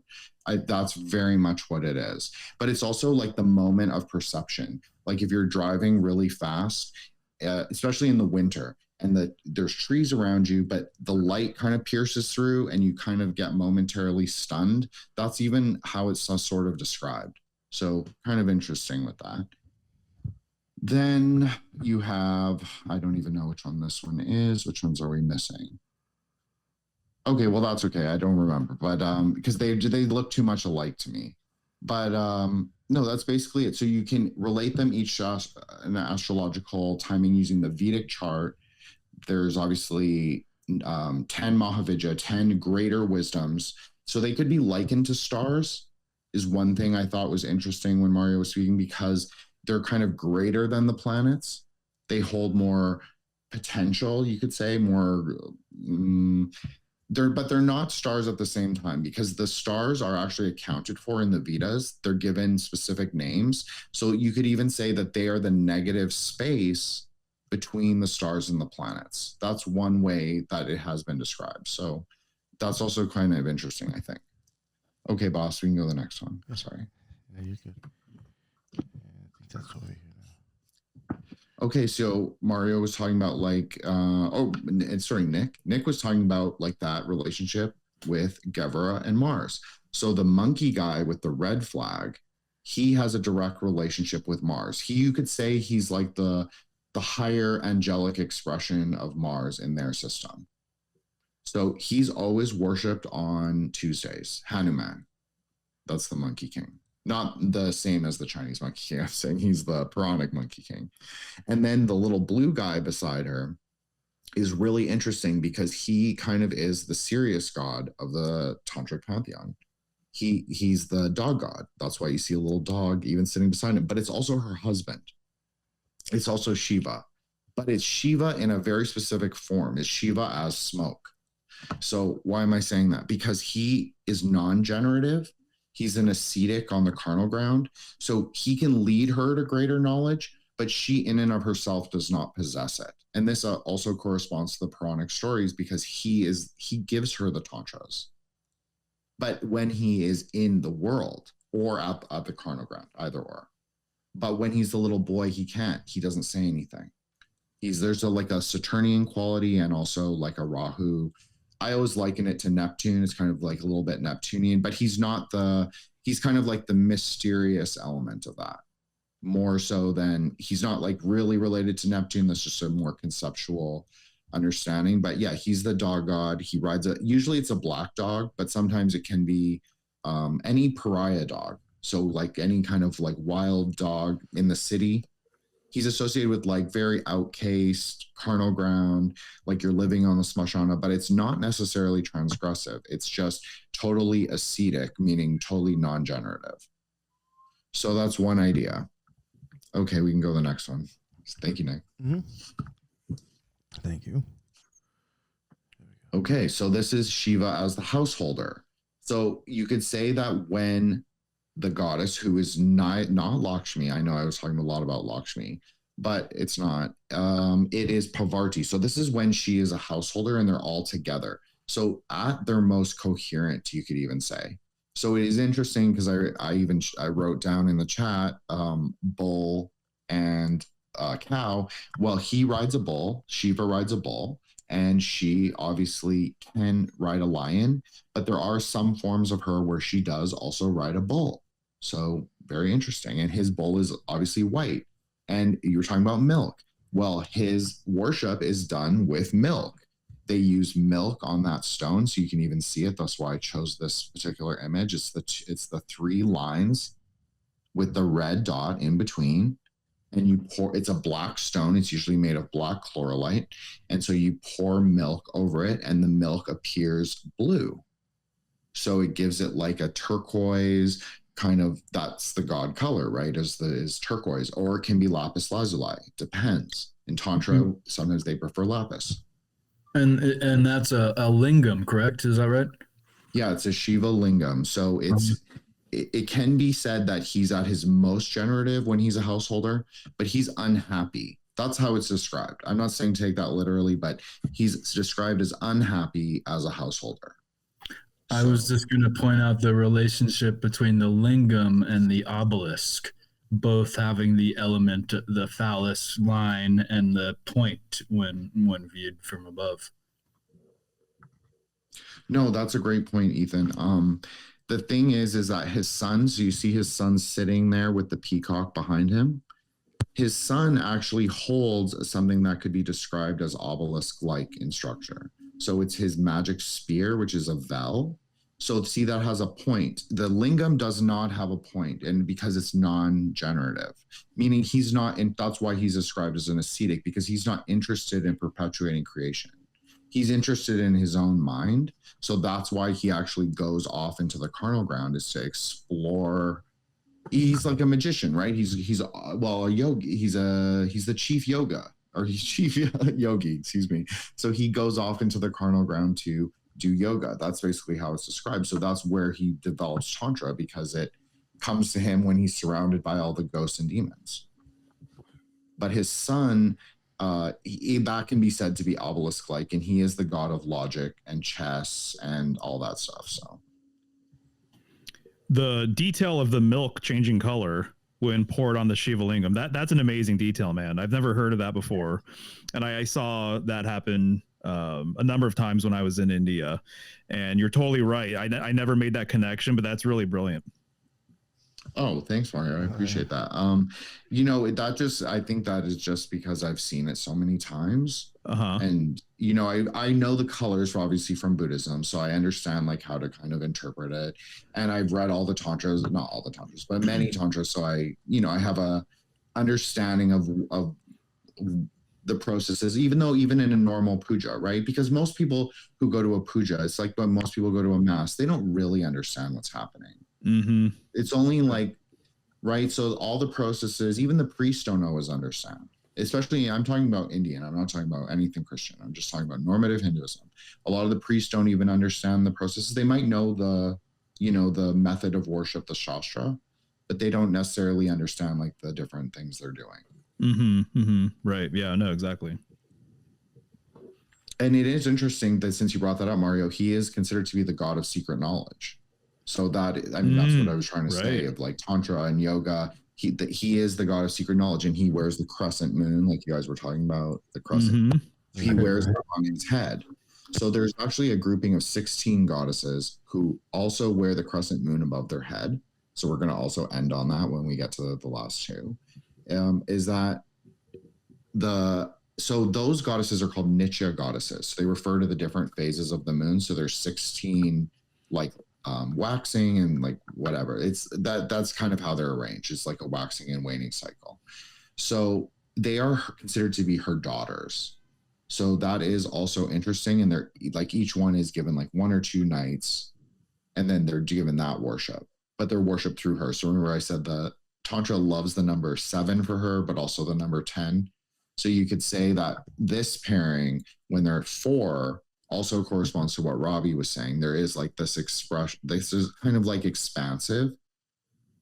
They're able to grant boons in the normative way. So for most people, this is the image they'll have. This is a very normative image, except that it includes the sun who's sitting on the bottom. That is non-normative. So I did choose something kind of tantric. So not necessarily intentionally, but I just did think it was more interesting with the Peacock King. Okay, we can go to the next one. Sorry, Nick. Thank you. Oh, I did want to say one thing about the other image is that he has a blue ring around his neck. So that is a really important sort of motif of Shiva, is that it's called Nilakantha. It refers to this blue-green ring, and it can also refer to a naga. So a snake, when it's wrapped around his neck, it prevents the poison, which is the sort of, you could say, the noxiousness of mercury or quicksilver. So only mercury is actually not as toxic. I'm not saying to anyone to use it. Please don't use it. I'm just saying as toxic as perhaps is in the popular consciousness. So, but there is a point where it can become very toxic if you the over application of heat, and it takes a lot of heat to make it offset. So basically, that's kind of the idea. It's like there's so much heat that the kind of noxious fumes of quicksilver sort of like overtake the heavens, and then the gods fear for their collapse. So he swallows it, and then that's why he has the blue ring around his neck. Okay, so this is the star. So basically, this is what I was thinking when you guys were doing all the tarot stuff. This is the yantra. So this is the magic seal of this very important goddess. So I've named like 4 goddesses, I believe.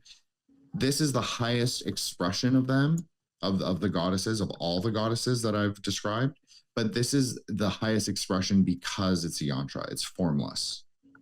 I mean, yes, obviously it has a form, but it's on a copper sheet as well. And that's also very Venus, very Netzach. And the star, obviously. So the 5-pointed thing, which was also interesting, and Nick brought that up. Definitely Mario brought that up. Robbie talked about it. Ethan talked about it. It's the 5 purified elements in this formation. So not always, because time is really important, right? Because it's also her husband. But you could say that it's the 5 purified elements, meaning that his chakra, but we're using a 5-pointed system. It's all rectified in her, and then it's expressed in sound. So that's kind of the highest expression of Venus is in tantric thinking, is that's sound.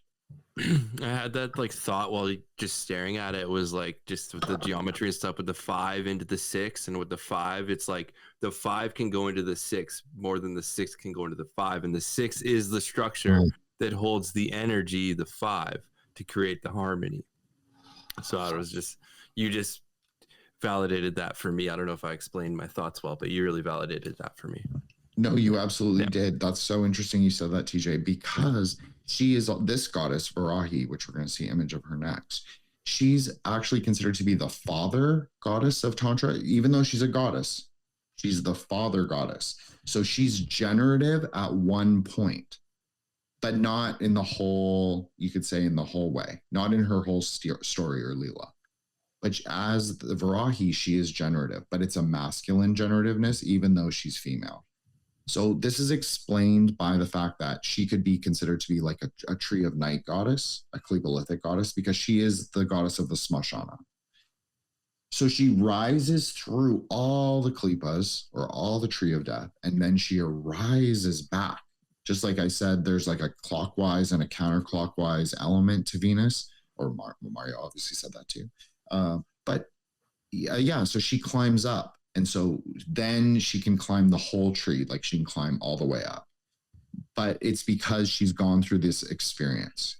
So that's what makes her the most important, because she's learned to, the saying is that she can liberate light in matter with sound. So that takes all 4 elements plus mind, which is really Akasha, the space.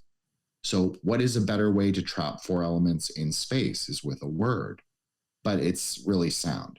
So yeah, okay, so that's pretty much the explanation. That's why it's also aniconic, because there's no image. It's just, that's how, like, this is the true tantric worship, beyond image, no idol.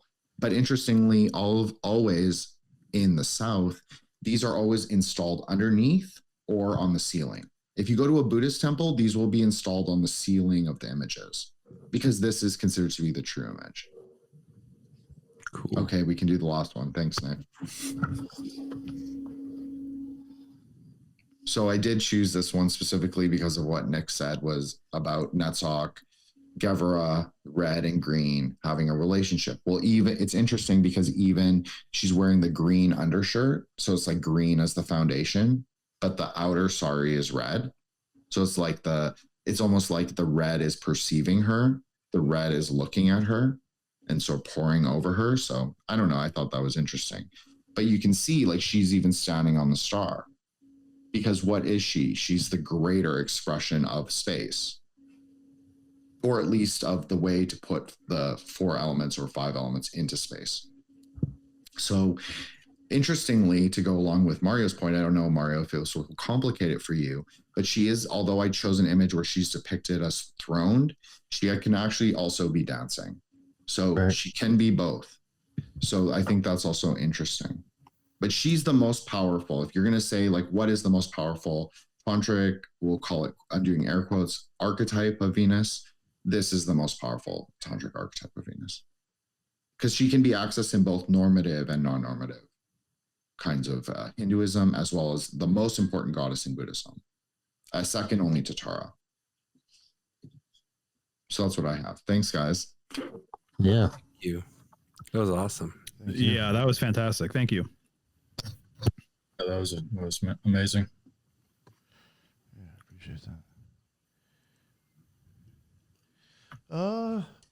Was there anything else anybody else wanted to add?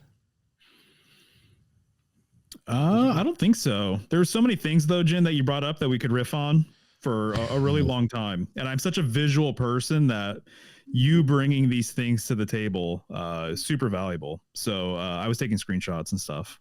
Yeah, it was too. Nice. Yeah, both those presentations were amazing. For a little levity, I thought that the god of seriousness in that Shiva form, him to have that funny dog is a very funny polarity. Yeah, no, it's really interesting that you bring that up, Ethan, because he's childlike, right? So he has like an element of play. I know I've heard Robby say that word before. So yeah, that's what he is. He's like, there's an element like, I'm going to lead you through the carnal ground, but it's not going to be, you're going to see terrifying things, but I'm not necessarily terrifying in the way I'm presenting myself. Well, and interestingly, she was riding the tiger. But if you go back to Mother Kibble, she rides the lion, and Addis runs along with her with a dog at his feet, which I think very much relates to the Fool card running off the cliff. You know? Oh yeah, he definitely is. I would even place him at Chokmah, personally. Yeah. So no, I agree with that 100%. And with the Fool card, that's because he is very Chokmah. He's like a manifestation of the smoke, you could say, in the world, but he can travel through the Sephira, but he can do little things. It's like there's a Hode-like or Mercurial-like element to him where he can kind of like, he can influence maybe things, but it's minor. It's not like, oh, I'm going to like, do this great thing. Like a childish state. Exactly. No, 100%. All right. Nice. Yeah, well, thank you very much. There's actually a lot of eye stuff in there that I just didn't get into it that maybe I'll talk to you about one day. I don't want to go on about it, but thank you very much. I really appreciate those visuals. Thank you all for coming on. Went a little bit longer than I thought, but I mean, it was all solid stuff. So I appreciate you all spending the time tonight to meet up. Again, we got Ethan Indigo. His notes are in the bottom. His links in the show notes. Frater Jin as well. We got TJ down there. Robby Marx and Mario's. All of their links will be in the show notes. Thank you all again. This was a great show. Can't wait to do the next. And until the next one, everybody be well. Later.